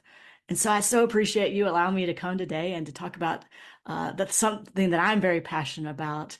And if there are any questions or concerns, you can always contact me or the education department in the above emails, as you see above right here. And we're always grateful for any input that we get. And once again, we appreciate all the amazing work that you're doing in your communities and the support that you give us as an education department. And we appreciate your time. And I hope to see some of you again, maybe in a class. Hello, beloved community. My name is Holly Sharp. I'm the Senior Director of Marketing, Public Relations, and Publishing. I'm also the Editor and Creative Director for Science of Mind magazine, and I've had the honor of working at the magazine since 2014. I'm here to give you the annual business meeting update on these areas. First, I'd like to introduce you to the amazing team that's dedicated to serving the CSL field, our subscribers, and the public. We have Carrie Johnson, our SCP, who is our part-time publishing business manager. Carrie is also our customer care lead for the CSL shop. Stephanie Finney is our CSL marketing manager, who also oversees our social media efforts and our book publishing business. Then we have Matthew Taylor, our associate editor for Science of Mind magazine. Matthew also works with us part-time to support marketing and events. We have the dynamic duo of Reverend Chris Alexander and Louise Talon, our SCP. They are the global themes coordinators for 2026. And Reverend Casey Taylor, who is our part-time social media coordinator focusing on emerging platforms and exposure to a next generation audience. So those are people who are ages 18 to 40-ish. We absolutely love our team, and we do this sacred work with only 2 full-time employees, and that's Stephanie and myself. So just really want to acknowledge all the work this small but mighty team accomplishes. To continue celebrating our team and the progress that we've made, I just want to thank Stephanie and our longtime business manager, Carrie, for making headway to better support all of you and grow our social media presence, expanding the magazine and our outreach efforts. And beginning January 1st, we were blessed to welcome Matthew as our new part-time associate editor for the magazine. Reverend Chris and Louise are taking the lead on the global themes this coming year. And Reverend Casey is supporting Stephanie with social media expansion.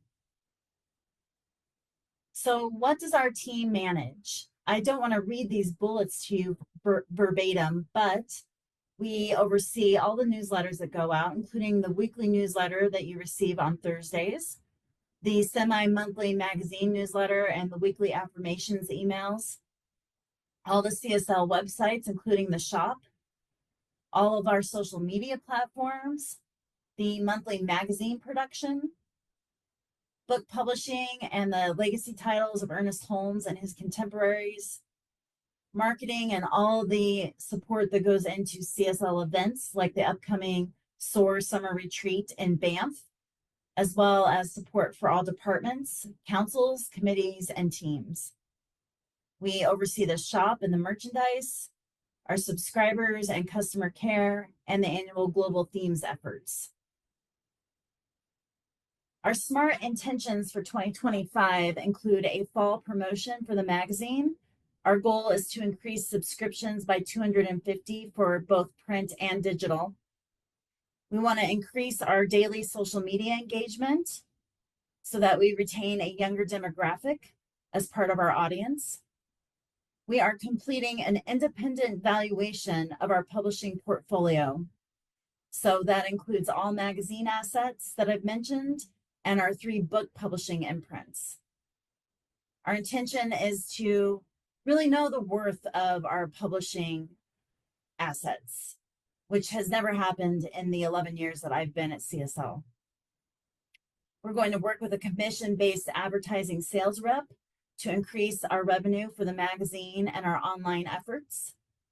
We're also working to enhance CSL.org and scienceofmind.com with fresh content and new voices. And as always, our effort is to really save and get our magazine to a thriving place. It's entering its 98th year in continuous publication. So in 2024 and extending into 2025, we really honored your feedback and perspectives. We wanted the field to get more involved in having a voice in everything that CSL does. So our team has been involved in these groups that have been asking vital questions about our future, including how CSL can touch and transform even more lives. So we've supported CSL Field Services and spiritual leader Reverend Dr. Sunny Cantrell Smith with Tune In Tuesdays, which is open to anyone. We now have morning and evening sessions. We have Touchstone Thursday, which is a 15-minute collective prayer that everybody is invited to. Dr. Sunny is also leading the Sacred Activism Committee, which includes several committees within CSL like diversity, equity, inclusion, spiritually motivated social engagement, the Global Heart of Peace Initiative, global outreach, global services.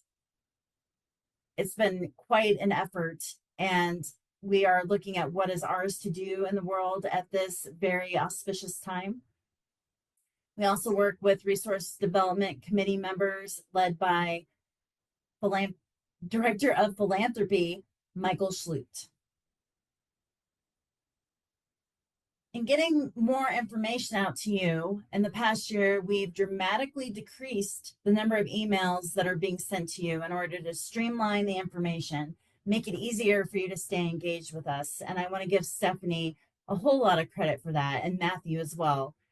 More than 500,000 people opened our emails in 2024.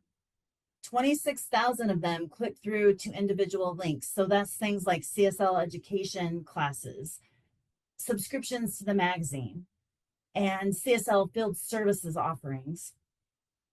If you'd like to receive all 3 of our emails, just one of our emails, you can scan the code in the upper corner here, and you can connect to us through the weekly newsletter, Science of Mind Magazine's weekly affirmations, or the magazine's semi-monthly newsletter. So that comes out on the 8th and the 22nd of each month.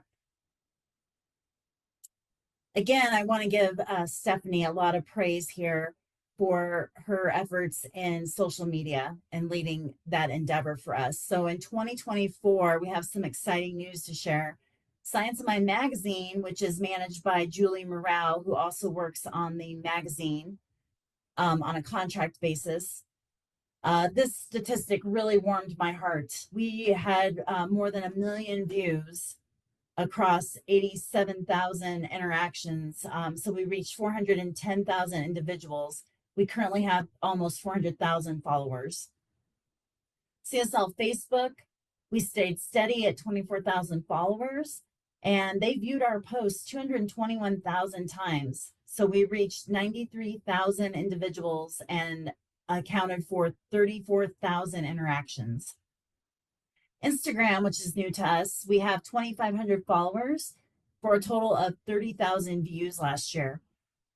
YouTube, which we are really focused on this year, it's growing and expanding. We had 6,300 views in 2024 and 360 hours of viewed content on our channel. Stephanie started a Pinterest board for CSL in 2024, and we have 34,000 views that we didn't have before. And Casey started TikTok in 2024, so that is now at 1,400 followers and 3,000 likes.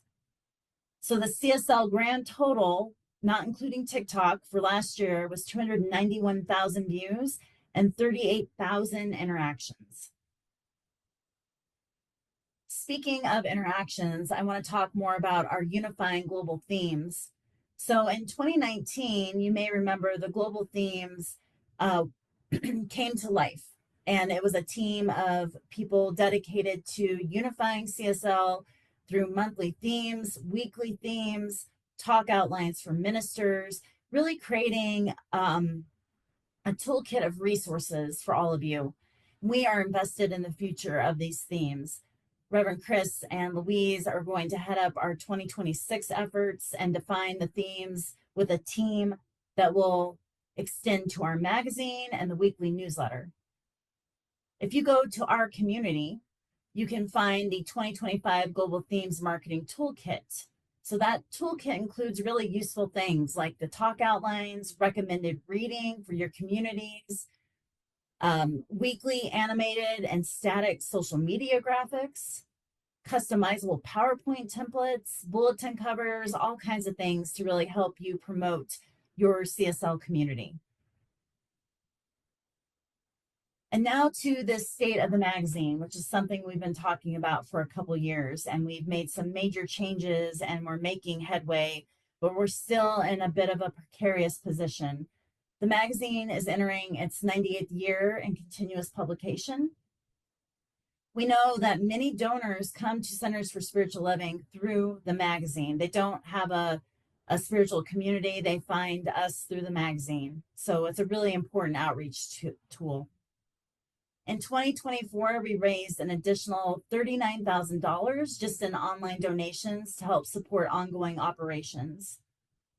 We also instituted a double issue format that began with the September-October 2023 edition of the magazine, and that is estimated to save CSL $80,000 a year while reducing our carbon footprint. So we're being better stewards of the environment with less printing, less postage, less freight. And we are instituting a nominal price increase with the May-June 2025 issue, and that will be billed in March, so this month. So what do we know? We know that the magazine continues to be a vital outreach and marketing tool for Centers for Spiritual Living. And we're investing in that. The addition of Matthew for 15 hours per week is getting us back on track. And the print subscription increase, which is really nominal, so it's $1 per month, and it's the first time that we've increased the price in 5 years.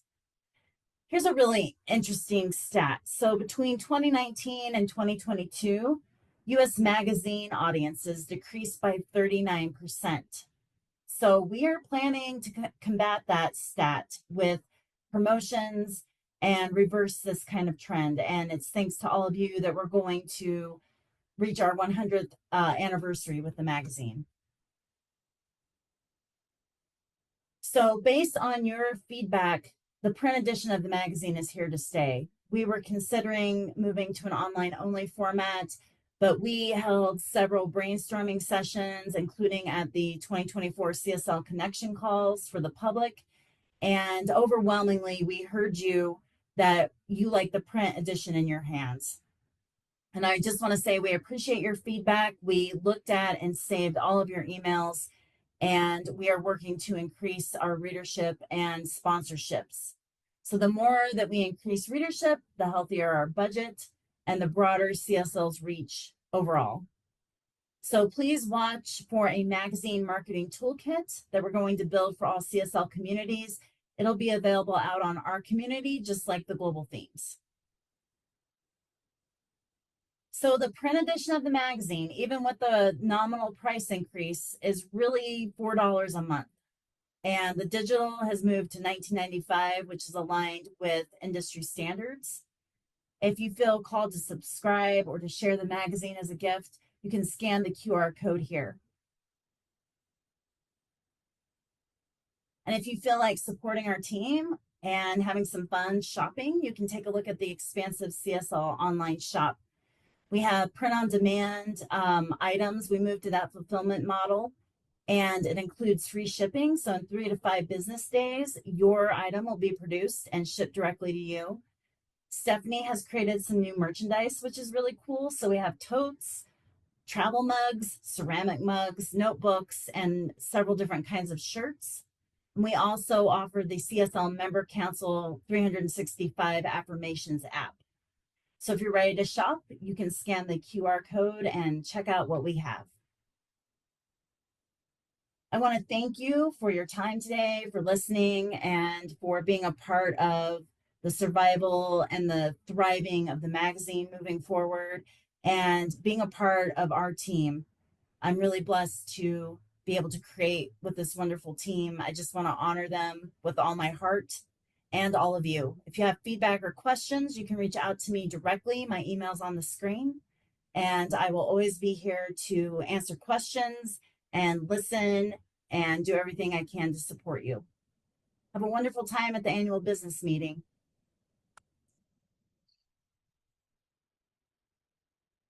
So grateful for all the amazing work that's happening. The chat has been just lots of comments, lots of feedback.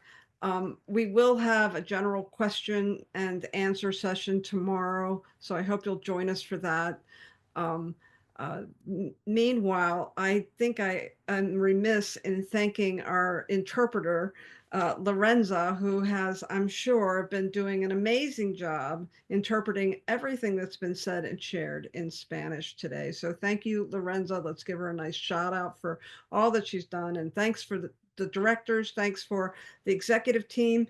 It is actually time for us to take our lunch break.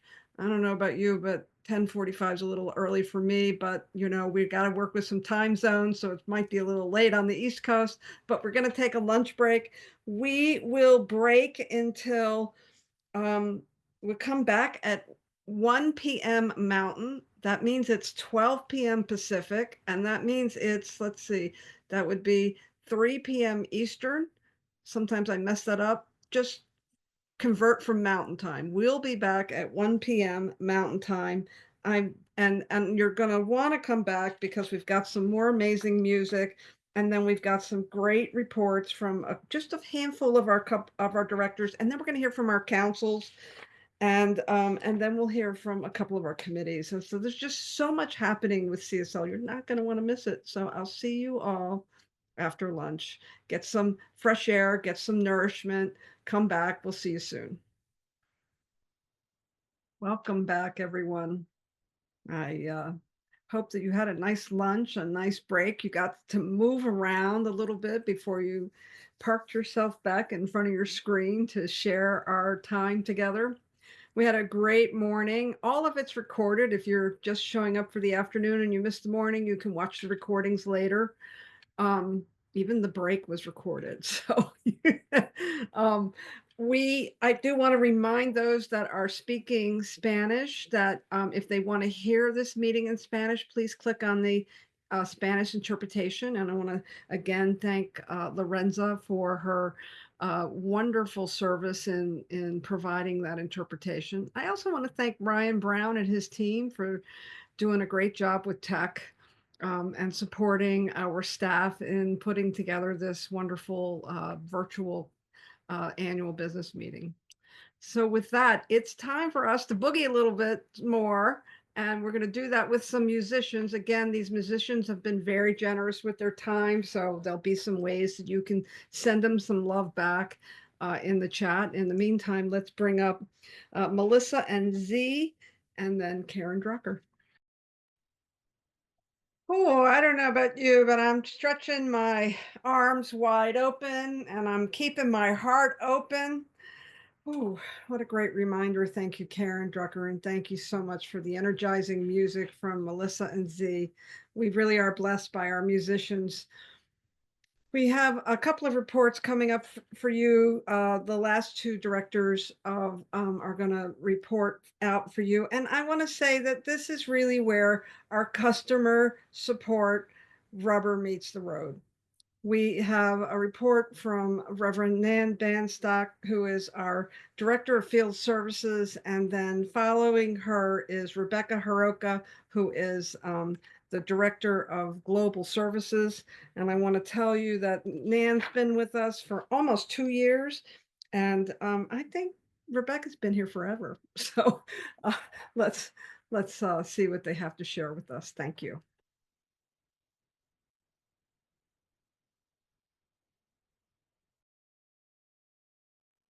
Hi, I'm Reverend Nan Bankston, and I'd like to share with you some information about your Field Services Department at Centers for Spiritual Living. Field Services is committed to mindful service, supporting all CSL ministers, practitioners, affiliated communities, and members around the world. Hi, I'm Reverend Nan Bankston, and I'm the Director of Field Services for Centers for Spiritual Living.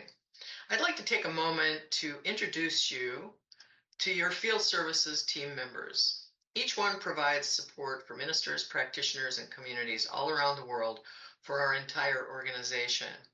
First, I'd like to introduce Linda Summers. She's our Practitioner Services Program Manager. Linda, could you just tell us a few words about your role and responsibilities? Sure, I'd love to. What I do is I handle and support all of the licensing and credentialing for around 2,000 practitioners. I support them with their needs, their questions, and I also support their ministers. It's a pretty full job, and I love what I do. Thanks. Thanks, Linda. I appreciate everything that you do to support everyone. It is a very extensive work that you provide for everyone. Next, I'd like to introduce Reverend Michelle Scavetta. Reverend Michelle will be providing an extensive presentation about youth and family services also. She is an invaluable part of our field services team. Reverend Michelle, would you just tell us a few words about your ministry? I'd be happy to. So I am the Youth and Field Services Program Manager. So I have the honor of supporting all of our CSL communities with their youth and family programs. I am also the Teen Camp Director for our summer teen camp as well as our winter teen camp. In addition, I am the Senior Minister for our virtual practitioner program, supporting them through their licensing and credentialing throughout the year. Excellent. Thanks so much, Reverend Michelle. I look forward to seeing your presentation that you'll be sharing with everyone later in our presentations this week. And next, I'd like to introduce Reverend Susan Overland. She is the most recent addition to our field services team, and an excellent one at that. She handles our affiliating communities, among other things. Reverend Susan, would you just give us a few words about your ministry? Of course, as a field services program manager for affiliating communities, I have the great pleasure to assist our ministers or practitioners who are starting a new center, a new teaching center, focus ministry, or a teaching chapter. And in addition, I recently started working with Reverend Brian Shook to assist our chaplains in their ecclesiastical endorsements, which they need, of course, either for work or their board certifications. It is great to be part of this amazing team. We have an outstanding team, and our team is here to support you always in every way that you need. So now you know who we are. and I'd like to share with you some of our 2024 accomplishments and organizational growth. And now moving on to information that would be of interest. 2024 was a year of growth. 786 ministerial licenses were renewed. 42 new emeritus ministers were designated.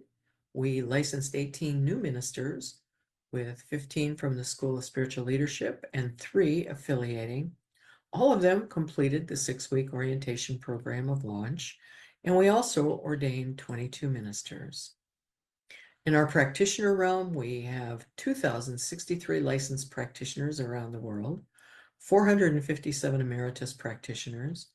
We have 65 new practitioners last year, 62 were CSL licensed, and 3 affiliated their licenses.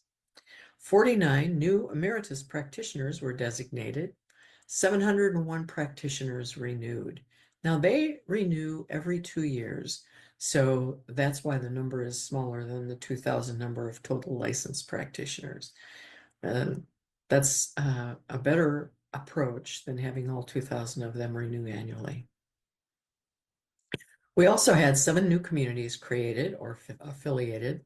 9 are in process still today, and that changes every day. There could be more from the time that I made this video. We had 5 community affiliation changes. 2 centers converted to teaching centers, and 3 centers converted to teaching chapters.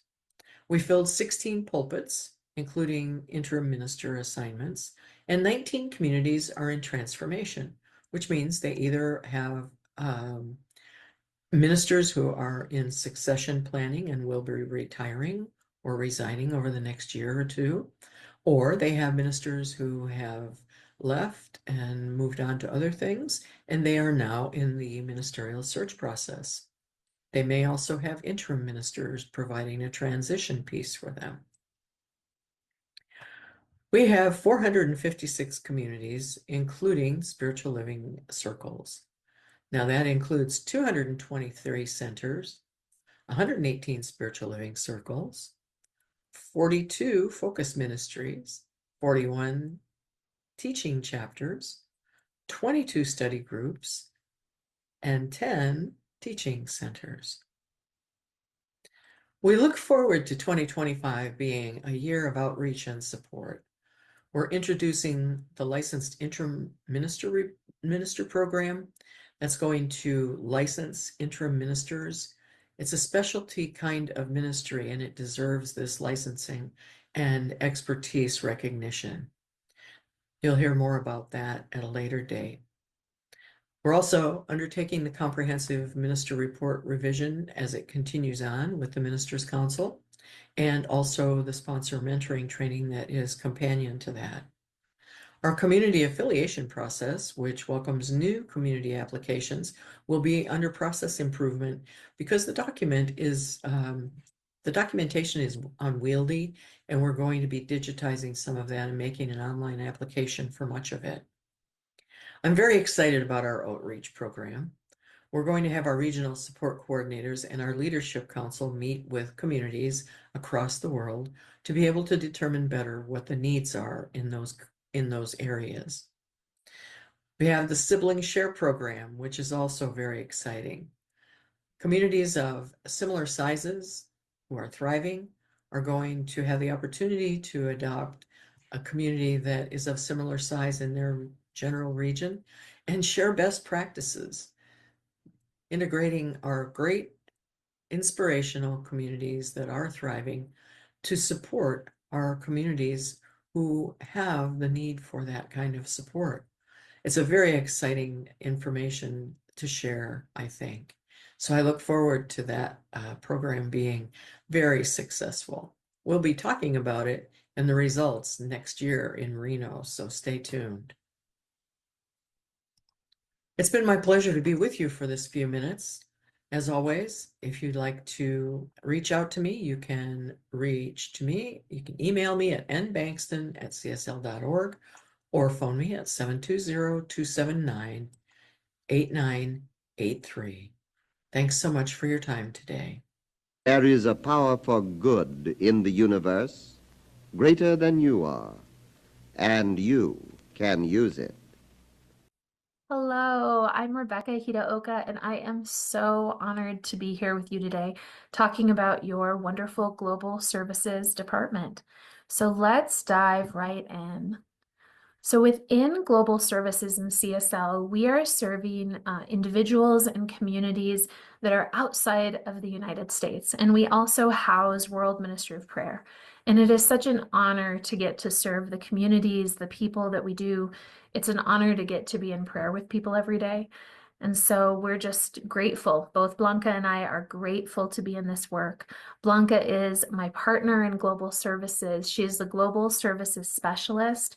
Blanca is a spiritual director, a powerful teacher and leader. She lives in Cancun, Mexico, and she spent many years serving CSL in Latin America, and her role expanded this year. So she and I both now serve all communities that are outside of the United States.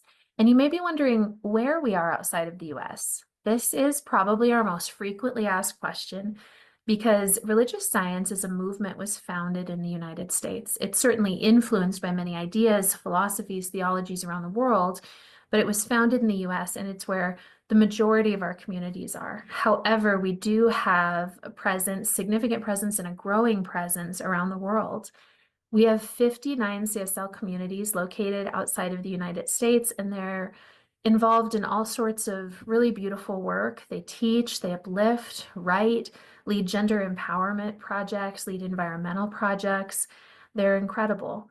The countries where we have, I would say, the most significant CSL presence outside of the US are Mexico, Canada, Peru, and Kenya. And we have practitioners located within 26 countries. So just over 10% of our practitioners live outside of the United States, which is exciting.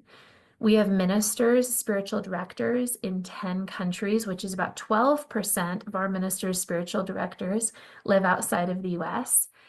And we have some key partnerships that I wanted to note for you all, because no work within CSL gets done in a vacuum. Partnership is critical. And in global services, it's really our bread and butter. Partnership, whether it's with individuals, communities, other committees, other departments, it's really how we do our work. So we specifically spend a lot of time partnering with our amazing Global Outreach Committee. I cannot say enough about this committee and the work that they do with CSL, for CSL, really for this movement and this teaching and for people around the world. The Global Outreach Committee is comprised of people from all over the world who are passionate about this teaching and are also passionate about the way in which this teaching is understood and comes together and impacts people's lives in a powerful way around the world. We also work with our amazing CSL departments to explore what does it look like to be a global organization? What does it look like to serve people in the United States, but also around the world? What does that look like? And so we're honored to be able to do that work with our fellow CSL departments. We work with the incredible Spanish language task force that does so much work behind the scenes. They are amazing interpreters and translators, and just bring so much heart and wisdom and skill to the work they do. We feel lucky to partner with Diversity, Equity, Inclusion Committee, doing important work in this world to promote and help us understand the value of diversity, the value of equity, and the value of inclusion. And we also are part of the Sacred Activism Committee, which is headed by the spiritual leader, Dr. Sunny, and participates in some really, some really cool events. We've done a prayer-a-thon, which we'll talk about in a minute, and that was part of the Sacred Activism Committee's work last year in 2024. So our core goals, we're a global community, and our core goals are expanding our global lens across the organization, ethical, cross-cultural practices, direct service and support, expanding and streamlining our interpretation and translation, regular stakeholder meetings and gatherings, and World Ministry of Prayer support for what's happening already, and expansion. So our 2024 highlights. We served over 50 communities globally. We partnered with the Global Outreach Committee, and we had a really fruitful planning retreat for 2025 with the committee in December of 2024. We had World Ministry of Prayer move into global services, so move into the Global Services Department in 2024. And we started the planning process for a new phone system to be able to serve globally. Our World Ministry of Prayer has an email and a phone team and social media, and our phone team has limited us to serve the United States, but we're looking into a new system that will let us serve people around the world. So translations and interpretations for home office, that's a major thing that we do in conjunction with the Spanish Language Task Force. We partnered with fellow home office departments to support their work internationally. We participated in the work that we always do around parity and equity in terms of payments. And in conjunction with Sacred Activism, we hosted 2 prayer-a-thons, which was really exciting for peace and for Earth Day. So 2025 goals. We're excited about this year and continuing the good work that we're engaged in and expanding it. We are going to have a global storytelling project with a global outreach committee where we highlight and provide platform for the stories that are happening in our CSL communities globally to be shared more broadly out with people, because we know that stories are a way in which we come to understand each other in our teachings in powerful ways. And in global services, we know that we can't fully understand our teaching if we're not understanding it through the lens of others and the lens of the global community. We're collaborating with education for translation and interpretation of new courses. Global CSL Communities Feedback and Needs Assessment. We want to do a feedback and needs assessment this year so that we can better understand how we can serve people. We are connecting and updating vital community information. That's part of that feedback and needs assessment. With World Ministry of Prayer, as I mentioned, we're looking into a new phone system, expanding World Ministry of Prayer into Spanish, and a potential expansion in Ukraine and Kenya, or partnering with ministries that are already in existence. So we're going to continue partnering with Sacred Activism around events. We're going to update and up-level our online presence on our website and social media, and we're going to be part of the sibling community program. So stay tuned to hear more about that in the coming months, but we believe that connecting communities to each other in a sibling community program can be a really powerful way to connect.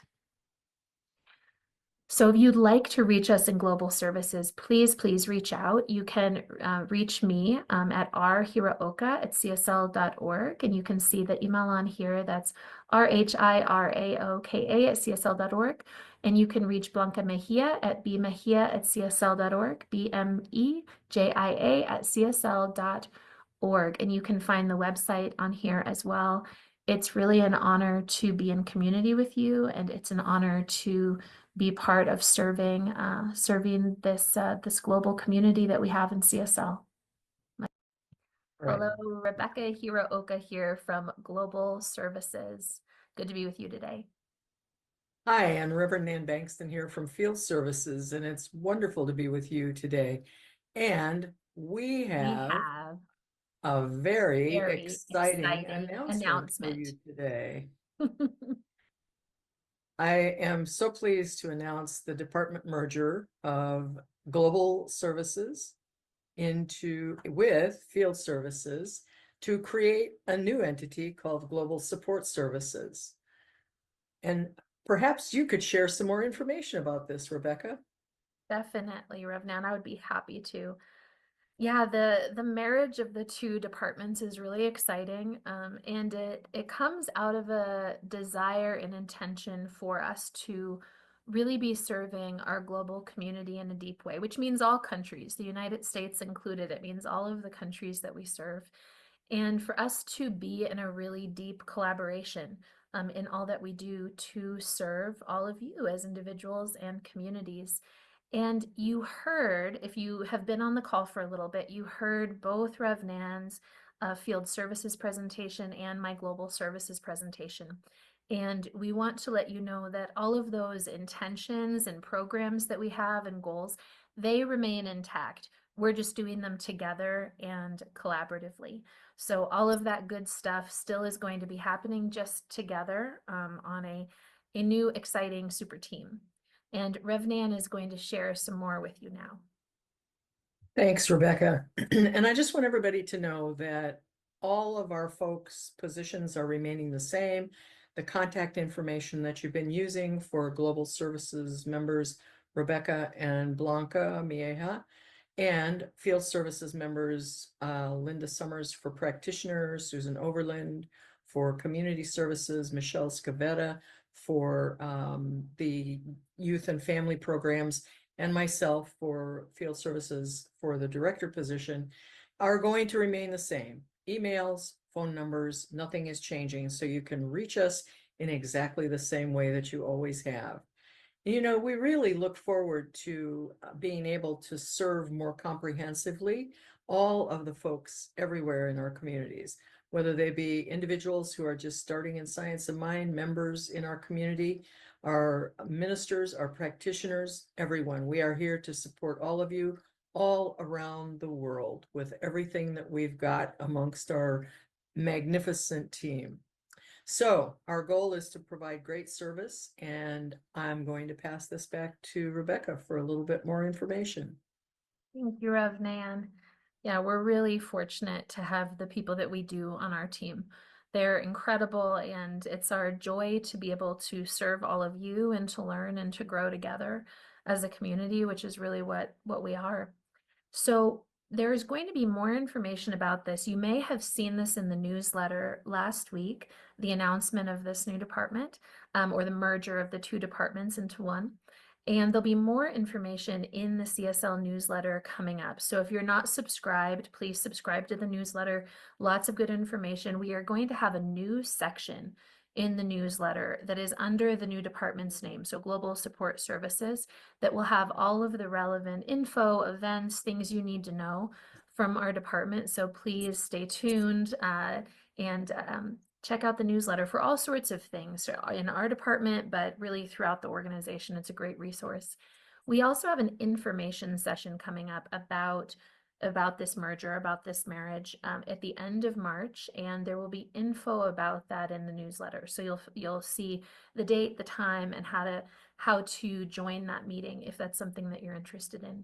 So thank you so very much. We are excited to continue working with you. And yeah, we're just grateful to be part of this community. Absolutely, I couldn't agree more. And we look forward to being here to support you. Have a wonderful, wonderful rest of the meeting, and we'll look forward to seeing you again.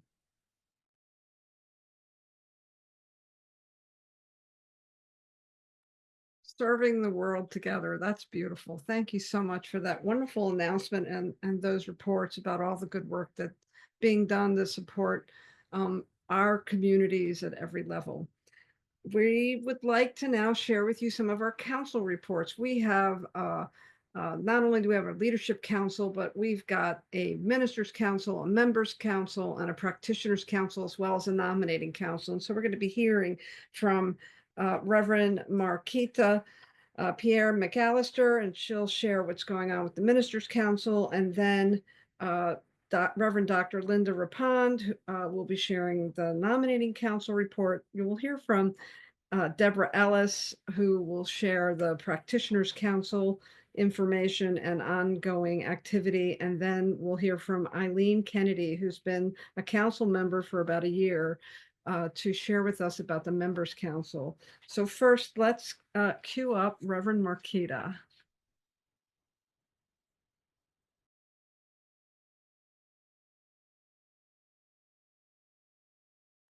And if she's not a co-host, you'll have to unmute her, please. Thank you. I was wondering, I'm trying to unmute. Greetings, everybody. So glad to be here today. Blessings to all of you. So I am current co-chair of your Ministers Council. It's my pleasure to serve on this particular council. I happen to love this council. I'm in my second term and grateful for it. What I want to do, though, first is to really kind of tell you who serves on there. See, the dedicated members of the council, we volunteer the time and the expertise and the resources to do the things that you see coming from us. And we're all really dedicated and really happy to do the work we do. So if I could have the slide that introduces us, that would be great. Well, that's my slide. So again, here we go. So I am, again, Reverend Marquita Pierre McAllister. I am based out of Texas as co-chair. My other co-chair is Reverend Michelle Senegal, and she comes and serves out of Jamaica and sometimes the U.S. We have Reverend Elzia Sekou. He is our treasurer, and he comes and serves out of Colorado. Reverend Karen Lindsley, secretary, serving out of California. Reverend Melanie Colpart is member, and she serves out of Texas. And our newest member is Reverend Cliff Rubin, who comes out of Canada, and he has dived straight in and is really quite an asset to our team. We also have two liaisons that also serve with us. Reverend Stacy Hilton, who used to be on the Ministers Council, serves as the Leadership Council liaison. And then we also have Reverend Susan Overland, who also served on the Ministers Council, who is our Field Services liaison. So that is our team, a great team. Love working with everybody. We do meet twice monthly and more as needed for different projects. So with that, we're going to have my other co-chair come and she'll tell you what's next.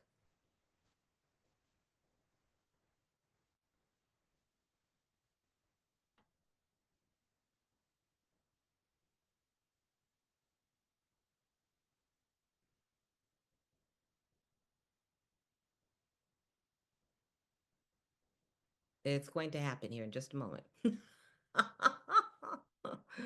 For Michelle Senegal. How we serve key functions. The Ministers' Council liaises, we collaborate, and we coordinate activities with other CSL committees. We review ordination packets. We determine if candidates meet the qualifications for ordination. We make recommendations if candidates are denied or delayed. We evaluate and revise the entire ordination process. We plan and we implement the ministers' gatherings to support and enrich the development of ministerial leadership within Centers for Spiritual Living. What did we achieve in 2024? We reviewed 28 ordination packets. We advanced 22 individuals in the ordination process. We planned, coordinated, and implemented the mini gathering during our annual business meeting in Charleston, South Carolina. We planned, coordinated, and implemented a virtual ministers gathering last fall. We began the revision of the Comprehensive Ministers Report, the CMR. We have completed successfully revision of year 1. We began to review the mentor-sponsor process because we identified there's some opportunities for training and development of our mentors, our sponsors, as well as the candidates who are under their tutelage. We recruited, interviewed, and filled 1 vacant position on our Ministers' Council. We have goals. We have much to do.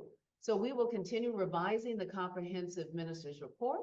We'll continue to revise the sponsored mentor training, develop it actually, so that we can better prepare our ministers to step into their roles as ordained ministers. We'll review, approve, deny, or delay ordination applicants, and we offer some coaching and some recommended courses of action.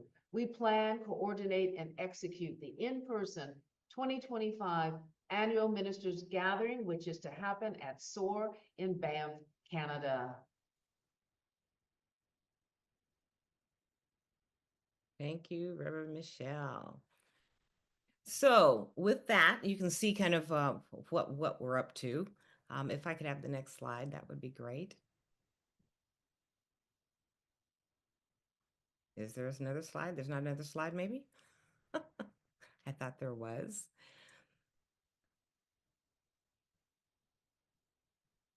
So that is who we are again, the 2025 goals. She did tell you that. So I do want to mention a couple of things.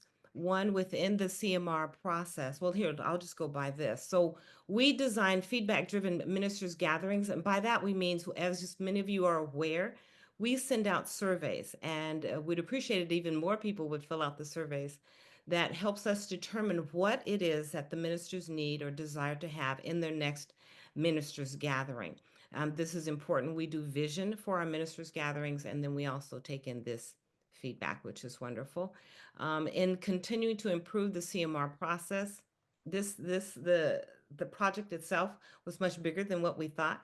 And so shout out to those who have also joined us in the task group around shifting the CMR process. And that would be Reverend Andriette Earl, Reverend Nan Bankston, Reverend Ruth Littlejohn, and who am I missing here? Of course, Karen Lindsley is on there, and Reverend Susan Overland is on there, myself and Reverend Michelle. So that process continues, and then we're going to be moving into that sponsor mentor training. Shout out to Reverend Stacy Hilton, who will be joining us in doing that particular process, getting people ready for ordination and elevating the ministerial capabilities. Also, we serve our bigger organization by collaborating with interfaith ministers. Thank you so much for those of you who provided feedback in the ministers gathering that we gave last fall. We got lots of comments from you of gratitude that we had other leaders come in and share how they are growing their spiritual communities. So thank you for that. We're going to continue to do that. That is part of our intention. So we're up to a lot, have a lot to do, and we love serving you. So with that, can I have the next slide, please? With that, if you want to contact us, please feel free to contact us at CSL Ministers Council, 2 at gmail.com. Again, CSL Ministers Council 2 at gmail.com. We love serving. We love serving you. Thank you. Have a wonderful business meeting as we continue to hear from the other councils and everything that we get to do tomorrow. Thank you so much. Peace. Blessings.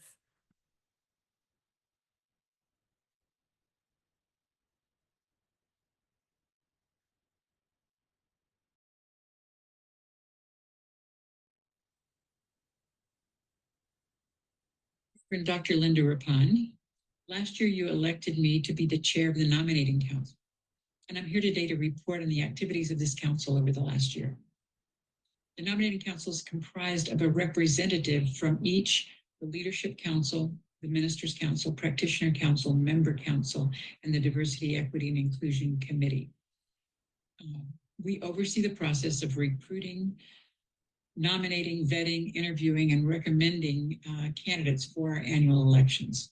In addition to that, we oversee the process of filling vacancies that might occur on these councils in the course of the year.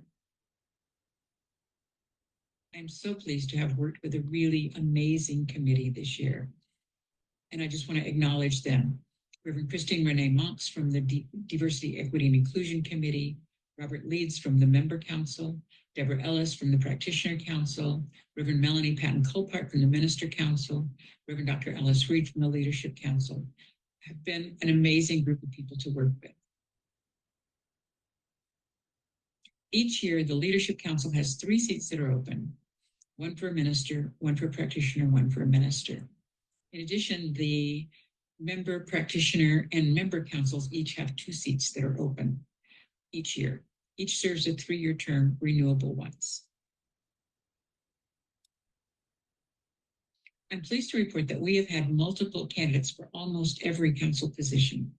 Each candidate on your ballot, if you're a delegate, has been vetted, interviewed by at least 2 people, and recommended to the Leadership Council. Each of the 15 candidates approved then participated in a video interview, resulting in the comprehensive information you received to guide you in your voting. In addition, 7 vacancies occurred and were appointed to various councils in the course of the year. There were 4 on the Leadership Council, 1 on the Ministers Council, and 2 on the Member Council.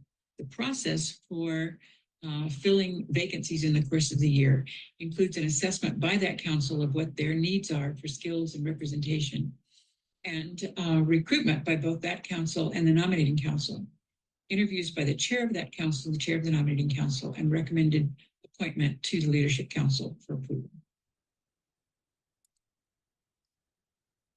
Every 4 years, we elect a spiritual leader. That seat is up for election in 2026. So our goals as a council really start with supporting that process of selecting our spiritual leader next year, working closely with each of the councils to help them assess their needs for any vacancies and for the upcoming election cycle. Our goal is to uplevel our process as a committee by documenting what's worked and what would increase our effectiveness and efficiency as a council.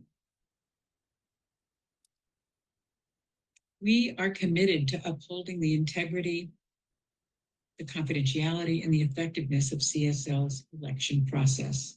We strive to recommend the highest quality candidates for leadership throughout our organization. If you would like to serve or like to recommend someone to serve, please reach out to us at nominatingcouncil@csl.org. Thank you for the privilege of serving you this year. Hello, CSL community. It's a joy to be with you all today virtually at our annual CSL business meeting. My name is Deborah Ellis. The Practitioner Council is made up of 6 active and engaging practitioners who have answered the call to volunteer their time, talent, and treasures to serve their fellow practitioners in various roles. I have been honored to serve on the Practitioner Council since being appointed in 2020. In 2024, I stepped into the role of co-chair alongside my fellow practitioner, Deborah Gale, who has been dedicated to this work since 2020. We are honored to serve with our fellow practitioners, and our remaining council members are Sharon Wheely, Wendy Condi, Robin Rice Olmsted, and Teresa Valenzuela. There are currently 2,065 active CSL licensed practitioners and 456 emeritus practitioners. Emeritus status is granted to those who have served for at least 20 years and have demonstrated active service to the CSL organization. Our licensed practitioners serve in 22 countries outside of the United States. CSL's operating design model charges the Practitioner Council with engaging, supporting, and providing opportunities for practitioners to connect and grow. The Council serves as a resource and a hub for engagement, providing meaningful activities and supportive networks to practitioners who wish to engage. We are guided by our mission to inspire, connect, support, and empower practitioners. Our purpose is creating a sense of spiritual community, and our mission is to facilitate practitioner engagement at local, regional, national, and international levels. In 2024, the Practitioner Council actively provided education and outreach through key events and activities. In February 2024, we coordinated and facilitated workshops at the Charleston Conference. In January 2024, we provided regional support and education at the CSL Kenya Conference. We also strengthened our international CSL practitioner connections by participating in the Chapala and our Kenya engagements. The Practitioner Council supported 13 CSL designated regions through visioning sessions with the regional practitioner representatives, support for regional events, utilizing social media and Facebook groups, updating our training manual, and providing orientation, guidelines, and structured support for regional representatives. One of our most successful programs this year was our Sensational Saturdays, a virtual 90-minute gathering held on the 4th Saturday of each month, January through October. This program nourishes and uplifts practitioners. It provides a space for workshops, skill sharing, and community building. It encourages connection and engagement among practitioners worldwide.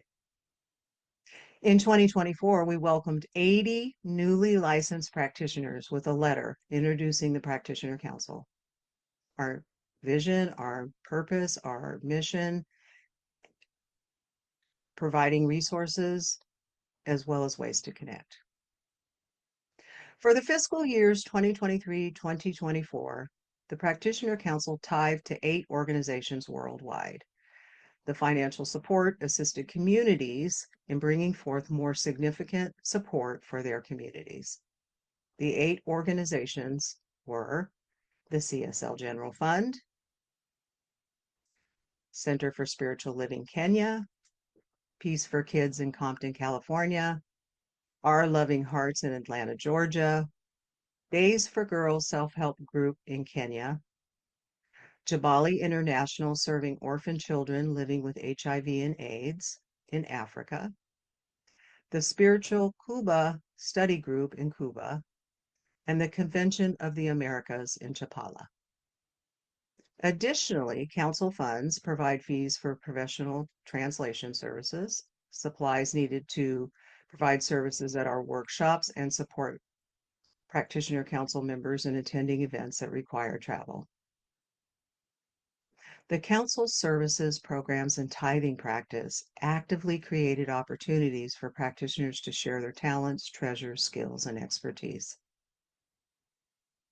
The Practitioner Council also actively participates in CSL committees, the Nominating Council Team, the Global Services Team, and the CSL Events Committee.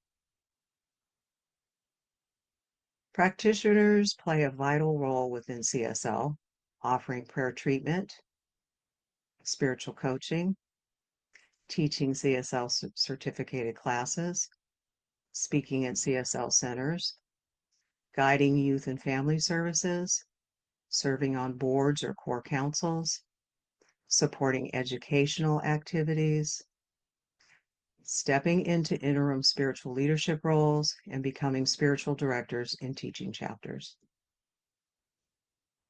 In collaboration with CSL Practitioner Services Program Manager Linda Sumner, we provided ongoing support and meaningful offerings to uplift the entire CSL practitioner body, to foster engagement and strengthen our spiritual connection within our communities.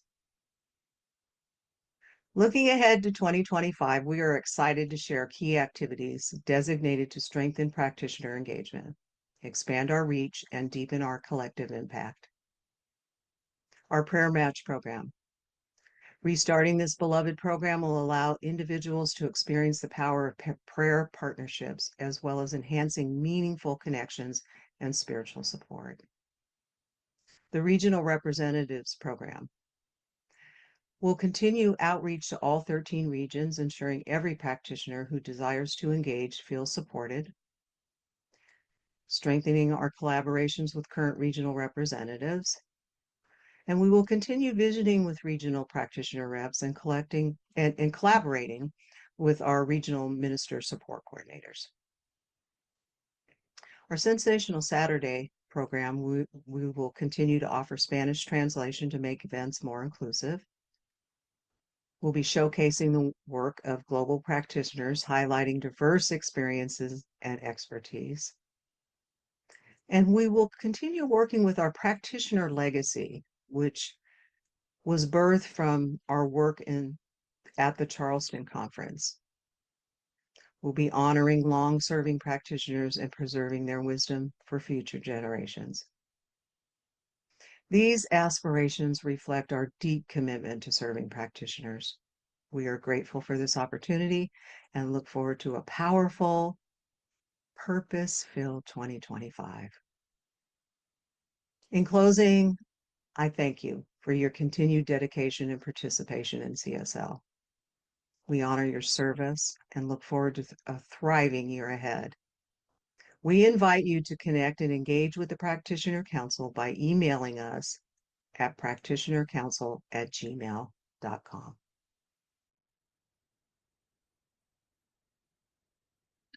My name is Eileen Kennedy with Mile High Church in Lakewood, Colorado, and I serve on the Member Council. The Member Council represents the general CSL membership by giving them a voice in the organization and providing them with information and resources to enhance their experience in their spiritual communities. The Council's vision is an expansive, heart-centered, connected community, creating positive transformation. Our mission is to be a resource that engages individuals and ignites, strengthens, and supports spiritual community growth. Our purpose is to empower and unite our spiritual movement. I would like to introduce you to our fabulous team. Robert Leeds and Claudette Gadsden co-chair the member council. Besides myself, our other members are Zita Johnson-Betts and Kathy Matthews. We currently have one open seat on the member council. The member council created the CSL Daily Affirmations app a few years ago. We take the global themes and the Sunday affirmations that are provided and build on those to create a daily affirmation in alignment with the weekly themes. The affirmations are offered in English, Spanish, and French. The app is available for both iPhone and Android. Just go to your favorite app store and search CSL Daily Affirmations.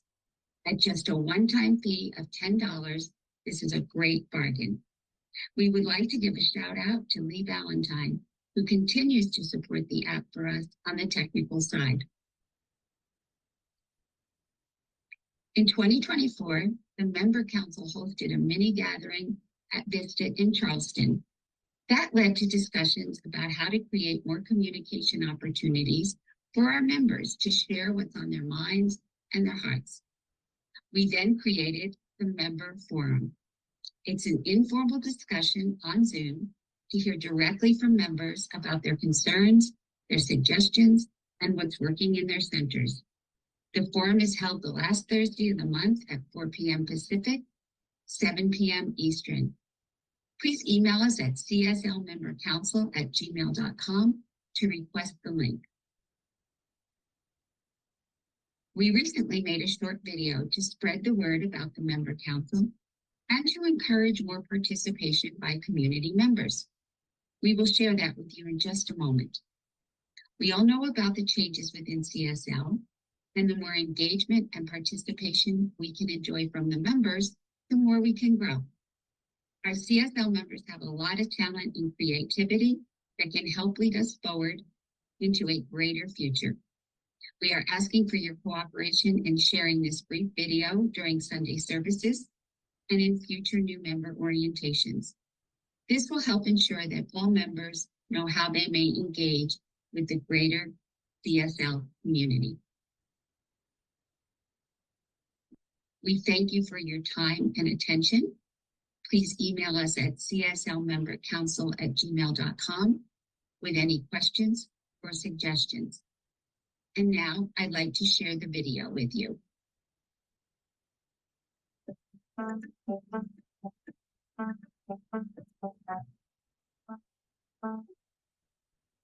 Hello, beloved community. My name is Reverend Dr. Sunny Cantrell Smith. I'm the elected leader for Centers for Spiritual Living. Centers for Spiritual Living is an international organization comprised of more than 400 spiritual communities, teaching chapters, study groups, and other ministries in 30 countries. At the heart of this expansive network are our members. You are the lifeblood of our movement. Your passion, your commitment, and spiritual practice fuel the greater organization, creating a vibrant collective that transforms lives and communities around the world. Please enjoy the following video that highlights additional opportunities for you to participate in this incredible community adventure and further the mission of Centers for Spiritual Living. Hi, I'm Robert Leeds, and I serve on the CSL Member Council. Our mission is to be a resource that engages individuals and ignites, strengthens, and supports the growth of our spiritual communities. Here are some of the ways we do that. In the fall of 2023, we offered a day-and-a-half gathering for members called One Heart, with great music, speakers, and workshops that spoke to the member experience. We developed a daily affirmation app for both Apple and Android that you can download to your phone from your favorite app store.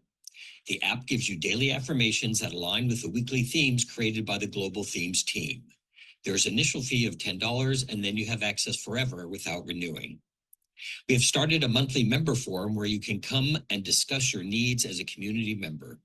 We have open discussions on what you'd like to see more of, what's working in your center, and creative ways of supporting your community. It's held the last Thursday of the month, 4 p.m. Pacific, 7 p.m. Eastern. Email us to get the Zoom link. You can go to csl.org and click on Who We Are to see a description of the various councils and some of the committees.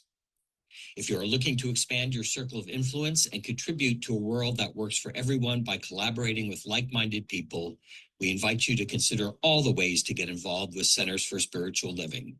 Feel free to write us at cslmembercouncil@gmail.com.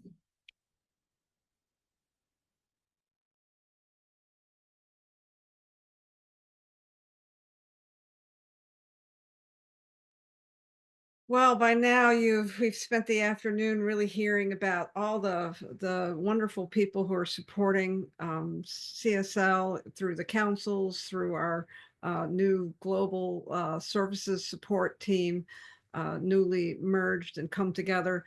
We really are so blessed to have so many volunteers and staff working together, collaborating for our greater good. And now it's time to celebrate your own greater good by taking a movement break, maybe getting a glass of water, maybe some fruit or a snack, walking around, taking a bio break. It's time for us to take that break. And so we will be back in 10 minutes. I'll see you soon. You'll want to come back. We've got some great stuff from our committees coming in the afternoon and some really, really engaging opportunities to hear about. Thank you. Welcome back from your break. I hope you got a chance to move around and take care of yourself. We've got a couple more reports for you. Not too much. We're coming down the home stretch here for day one. I hope you've been enjoying all the wonderful information and things that are happening in our global community and our CSL.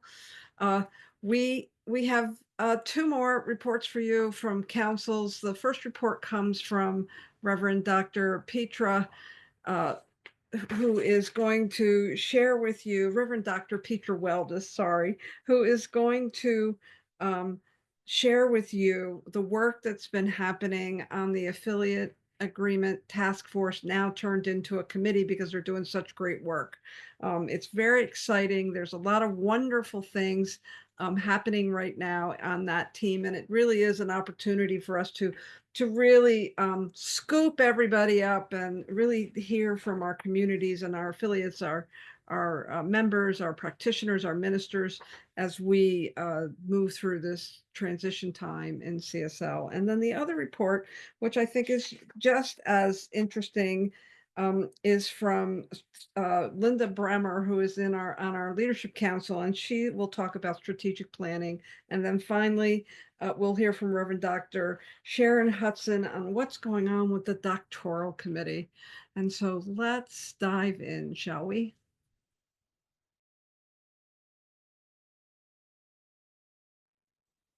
Centers for Spiritual Living and the Science of Mind is needed now more than ever. More than ever, people are wanting to rise higher above the fray and yet grow deep roots in knowing how to move through and build a life and a nation and a world that does in fact work for all. And so Centers for Spiritual Living, Rising Higher and Growing Deeper also is built on our affiliated communities, Rising Higher and Growing Deeper. And now that we're no longer recovering from the pandemic, we have an opportunity to look forward and to ask ourselves, how are we going to do this together? So I'm Dr. Petra Weldis, chair of the Affiliation Agreement Task Force. And we've been tasked with rewriting the 12-year-old affiliation agreement that came out of the integration. But I know beyond the shadow of a doubt that more than just rewriting the agreement is needed. We actually need a deeper level of agreement, a deeper level of engagement, and a higher commitment to what it is that we're doing and what it is that we're a part of here at CSL. And so our affiliation task force spent some time together to ask ourselves, how are we going to do this and what are we doing? We don't want to be a group of people that are just over in the corner writing up a new piece of paper that, yeah, still doesn't really work in the best way that it could. So we want to co-create a clear expression of the valuable and mutually accountable relationship between Centers for Spiritual Living Home Office and its member groups. Valuable and mutually accountable, a symbiotic partnership. To understand and clearly define and describe what a member group gives and receives from CSL as an affiliate, and what CSL supplies and expects from its affiliated member groups. That's the lifeblood, the movement of give and take through our entire organization. And to develop affiliation agreements that reflect the various groups' different relationships, needs, and expectations with CSL from CSL, because yeah, it doesn't fit. One size does not fit all.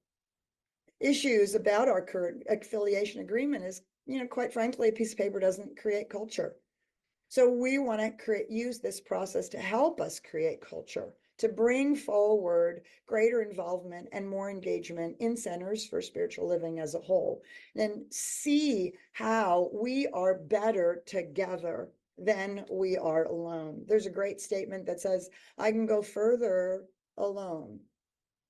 I can go faster alone, but I can go further when we do it together.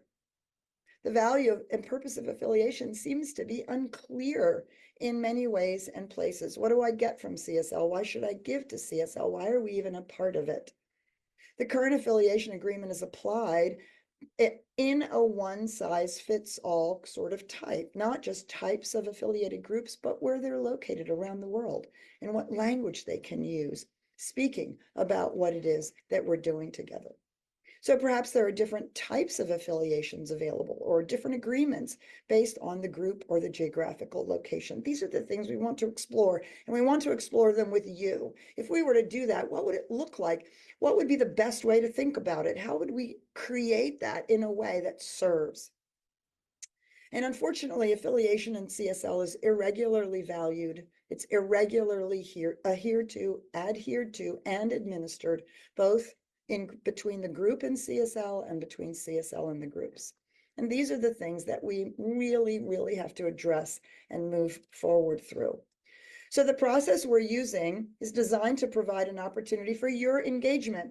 And we trust that that engagement shifts CSL culture, provides clarity on what we want from CSL Home Office, and some agreement on how we want to be affiliated with CSL and each other as the movement that we actually are. We believe these questions need an extended, engaged conversation so that we are all enrolled in how we move forward. And that means your involvement, everybody's input, engagement, and ultimately enrollment is not just desired, it's actually needed and wanted. Everything possible is being done to allow this to happen. Surveys and focus groups and lots of conversation. And we want to really come out of this with a greater sense of affiliation and a willingness to be accountable to our agreements, because we know this will strengthen CSL's culture, cohesion, and long-term stability. So what we've done over the last year or so is develop a course of action, creating an 18-month time plan of exploration and engagement at every level with everybody in all sorts of ways, so that we are truly following the consensus model that our ODM invites us to do when we're talking about this kind of really, really big conversation that impacts all of us. As a task force, we engaged in an all-day discernment process, which I would recommend comes out of the book, How to Lead When You Don't Know Where You're Going by Susan Beaumont. You've also seen a survey that came out, and we've reported to you, but I'll give you a little high-level report of what came out of the survey. Now, speaking of engagement and input, only 93 people did the survey. That's not enough information, and those 93 people get an outsized voice. So if you want your voice to be heard, you have to sign up for these focus groups. What does affiliated member mean to you? Well, lots of great stuff, actually, a whole boatload of great stuff, all the things that we get and we are part of. and also some dissatisfaction that some of our needs aren't being met, and maybe some real unclarity about being an affiliated member. What would you like to see added to home office? Well, pretty much all the same things we've said before, but a high level of interest in leadership, regional engagement, and communication. And finally, are you willing to participate and contribute to Centers for Spiritual Living overall success? Well, 93 participants, many communities that aren't providing financial support. One would question whether that is present. These people who answered this actually all said, yeah, well, I'm pretty involved and I'm pretty committed, and yet I'm disillusioned by how this is all working out in terms of everybody being involved and being committed. We did have the weighted, the 1 through 5 ratings. Science of Mind magazine, Field Services, and Education came out on top, all with a weighted average up there, 3.8 to 4.2. And in terms of the highest rating given by the most number of participants, also Science of Mind magazine, Field Services, and Education. So these are obviously the things that we use the most and get the most out of. So what we're going to be doing for the rest of this year, we've been working on creating focus groups now. Focus groups where people can talk, not only to us, but to each other. We can listen, but we can also listen to each other. What I think may be important, maybe not important to somebody who's in an entirely different type of group or in a different location. And we have the opportunity in running these focus groups and getting this input to really live Bill Urey's The Third Way, and to recognize that we can be a cohesive whole and be inclusive to the diversity of ways and places in which our affiliated groups are living and working. That is an amazing opportunity for us to create culture and to demonstrate how you do this to our communities and to our members. We'll have a draft affiliation with bullet points in April, send it around in May for people to give us feedback, write in a draft affiliation in June and July. And then you have your next focus groups at SOAR and online during August. Again, we're going to need your engagement. The first focus group is for input. The second focus group is, okay, we've made our best shot, give us feedback. And then we'll be finalizing it through the Leadership Council, sending it to the delegates in November and voting on it in 2026 annual meeting. It is really true. We need you to participate for this to really have the impact that it could have in helping CSL rise higher and helping us grow deeper amongst ourselves and as an anchored place for what is needed in the world today. Please join us. Please be involved. Sign up for a focus group. I'm so grateful to be a part of CSL with you. Greetings and blessings. My name is Linda Villegas Bremer. I am a practitioner at CSL Olympia, Washington, and I am the vice chair for the Leadership Council as well as the lead for strategic planning. And I love these words when I think about planning: purpose, engagement, and prosperity. I began my strategic planning efforts in 1980, or learning about these in 1980, when I was working in San Diego in aerospace. Interestingly enough, 1980 was also the year that I started my Science of Mind journey with the Church of Religious Science and Terry Cole Whitaker. So it's been a beautiful journey. Today, our purpose is to review the status of strategic planning efforts and attention. The leadership team for strategic planning included Ty Minkler, Mary Lindsay, Reverend Alice Reed, Reverend Sonny Cantrell Smith, Reverend D. Jacqueline Edwards, and myself. We also wanted to bring more perspectives into this conversation. And so we have included Reverend Elisha Christopher, Reverend Ryan Alexander, and Reverend Nan Bankston. It's been a treasure working with these folks. Now, as far as strategic planning update goes, The strategic plan, as we all know, is the application of unique resources to accomplish specific objectives that are outside the normal day operations and are typically long-term focused. Now, they provide the light for the path as we move forward. The business plan outlines the intentions for the year regarding day-to-day operations, plus any short-term strategic initiatives. The 2024 planning focus was on an operational and sustainability plan supported by our councils and committees, and it was completed. The long-term strategic planning was initiated with visioning at the start and some phase development.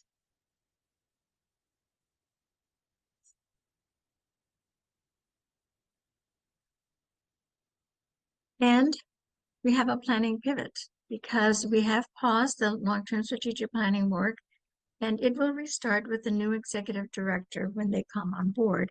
However, an abundance plan has been developed to launch short-term strategic initiatives for 2025. Number one is an outreach program where leadership council members will work with regional support service coordinators to connect with communities to better understand what support is needed and in what ways we might extend assistance. This will be managed by field services. The sibling share program is a program where selected communities will formally agree to pair up to support and to share best practices and learnings at the Reno Convention. This will be managed by field services and includes a small grant. Item 3 is the Evergreen Grant Pilot Program, where selected communities will receive seed funding for growth ideas to be repaid when growth is realized. And so these applications for these state fundings are from $2,000 to $4,000, and they will be coming soon. This will be managed by the Resource Development Committee. The fourth item, Community Revitalization Pilot Program. Workshops will be offered for abundance and growth. Then selected communities will receive specific consulting support for a deep dive into strategy plans, fundraising campaigns, and growth efforts. Progress will be shared in Reno. We are working on the funding, and it'll be managed by Home Office. Together, these programs support growth and strengthen connections, communication, and engagement in our communities, activating our why. Yes, our belonging, our coming together. So the 2025 business plan includes the operational sustainability plan, which is based on the work started in 2023. And that, as you know, includes staff salary and hour reductions and a consolidation of services. It visualizes operations with new banking, accounting, and payroll systems. It optimizes software platforms and licenses and support. It closes the expensive master's program. It increases minister and practitioner license fees to address recent inflation and reduces costs for the Science of Mind magazine with the double issues and also increases the price. It emphasizes the commitment to sell the building. The 2025 business plan is the operational sustainability plan plus the abundance plan. And so here we are with our 2025 business plan again, with that energy of purpose, engagement, and prosperity. Via Zoom meetups and surveys, we will share the abundance plan focus and intention, which will serve as the foundation for the extended strategic planning process. And as more are engaged and as the pilot programs provide feedback and best practices. I am so inspired by the work of the Science of Mind magazine. And as I was working on this planning, I saw this and I'm so connected with Ernest Holmes' quote, "I know I am now at the threshold of all good, wisdom, and truth. All the good I can embody is now mine." And so I leave with this seed that we are on the threshold of all good, wisdom, and truth. And all the good we can embody is ours right now. So I invite you all to just simply be in prayer for greater connection and a greater expansion of our Centers for Spiritual Living. Thank you so much. And you can reach me at my email address, soulvoices@reachone.com. And I've also shared my cell phone. So thank you very much. Have a beautiful day. Hello, everyone. It's a pleasure to be with you, representing the Centers for Spiritual Living Doctoral Selection Committee. Our committee is made up of 8 members, and it includes our spiritual leader. Our members, I wanted to say a big thank you to our members. They are myself, Dr. Candace Beckett, Dr. Sunny Cantrell Smith, Dr. Bob Dean, Dr. Ian Fleming, Dr. Ron Fox, Dr. Deborah Gordon, and Dr. John Waterhouse. And we have an invitation for you. We would like you to think about those people you know who've gone way above and beyond and maybe deserving an honorary doctorate. We'll be giving the doctorates next year at our annual convention in 2026. The nominations open immediately after our meeting this year, and there will be a link provided in the CSL Connection newsletter. Nominations do close this year on August 31st, 2025. Now, who can receive the Doctor of Divinity? We give 2 doctoral honorary doctorates. Those who can receive the Doctor of Divinity would be CSL ministers, spiritual rectors, and minister chaplains within our CSL organization. They must be ordained for at least 8 years of continuous service and attend no less than 1 annual convention for the last 8 years. And importantly, nominations are not to be promoted by a potential recipient. This is someone who's gone above and beyond of what a normal minister does. And I want to say ministers do so much to serve their communities, the world, their focused ministries. In many, many ways, our ministers are doing exceptional work in the world, really touching lives. But the people we give the honorary doctorate of divinity to have demonstrated things that are way above and beyond that, and significant patterns of personal and professional growth, outstanding service to our organization, or distinction as a community leader beyond their primary responsibilities. The other doctorate we give is called a Doctor of Humane Letters, and this goes to someone within or outside of the CSL organization.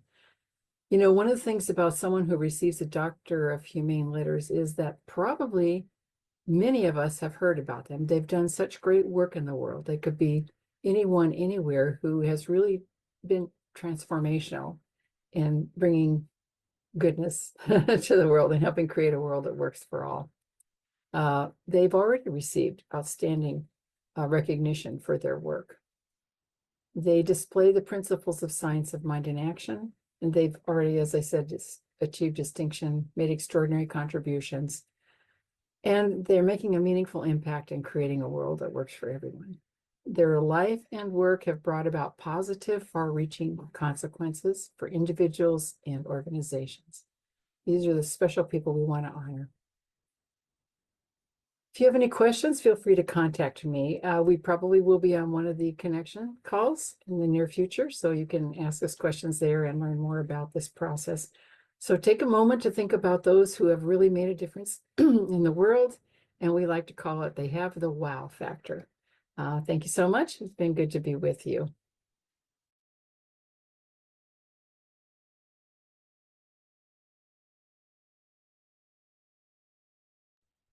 And it's time to bring up Reverend Dr. Sunny Cantrell to take us out.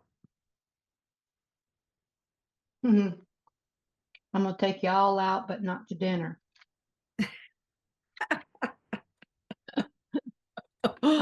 Thank you all. Funny. Thank you, beloveds, for being here. I so appreciate and value your time. Just to be in this organization and to be here to support our beloved organization. And in the spirit of global inclusivity, I would like to invite Reverend Blanca, who does so much and brings so much to our organization to please pray us out. And thank you, Blanca, for your service. You serve in countless ways. I mean, every day I'm finding out you're doing this, you're doing that, and your heart is huge and it's big, and I so appreciate you. So please, in your own language, in your native language, pray us out. Yes, yes, yes, yes. So before I do that, I want to say hi, everybody. And we have an interpretation for this meeting, okay? So if you would like to understand whatever I say, you can go down your screen. You will see a little kind of circle thing that is kind of a word or something circle that it's a interpretation. Or you also can have it in the three dots, wherever it say more. You can have that option over there and just choose English. So that way you will listen the prayer in Spanish with the voice of Lorenza Castiello. She is our interpreter today. So thank you, Lorenza.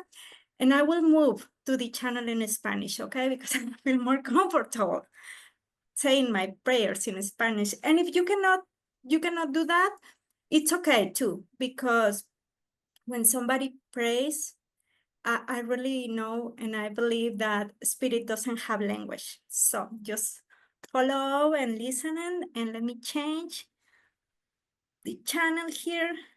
Yes, ya está en español. Muy bien, muy bien. Así que los invito a cerrar sus ojitos, estar aquí en este momento presente. Ay, solamente respiramos toda la información que se ha dado el día de hoy. Respiramos este momento, respiramos la energía, respiramos el aquí y el ahora. Y en esta energía y en este centrar de mi cuerpo, de mi ser, es que yo reconozco y yo sé que dentro de este mundo, de este universo, hay una sola vida, y esta vida es la vida de Dios. Y esta vida es vida perfecta, es vida única, es vida de amor. Esta vida es mi vida. Y esta vida es en lo que ha pasado el día de hoy, en esta reunión, en este compartir, en los expositores, en lo que la gente recibió. Y es esta energía divina que Dios expresa y que Dios siempre dice que sí, y que Dios se expresa en amor, y que Dios se expresa en mí y en cada una de las personas que están aquí, desde el intérprete, desde la tecnología, desde todos aquellos que están tras bambalinas haciendo posible esta reunión. Yo sé que es la expresión sagrada a través de Dios, a través de ellos como Dios, o a través de Dios siendo ellos. Es la expresión divina que simple y sencillamente se manifiesta el día de hoy, y se ha manifestado y se sigue manifestando. Y así, con esta convicción de que hay una sola vida y que el Espíritu es divino y que el Espíritu es de Dios y que el Espíritu está en mí y está en todos y está aquí mismo y está en energía y está en felicidad y está en unión y está en los centros para la vida espiritual.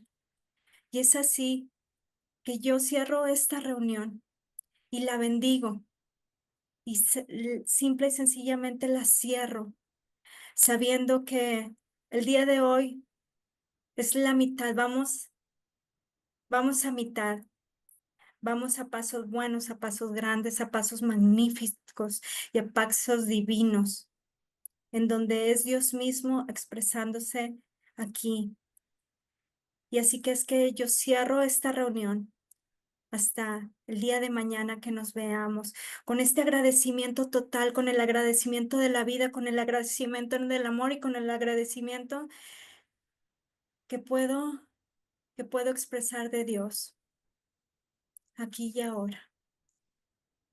Y así lo bendigo, y bendigo a cada uno de los integrantes de esta reunión para vernos el día de mañana And we say it together y decimos todos juntos y así es. Amen. So it is. And so it is. Don't forget tomorrow, everybody, come back. We have more exciting presentations and questions and answers and an opportunity to engage. Right, Alice?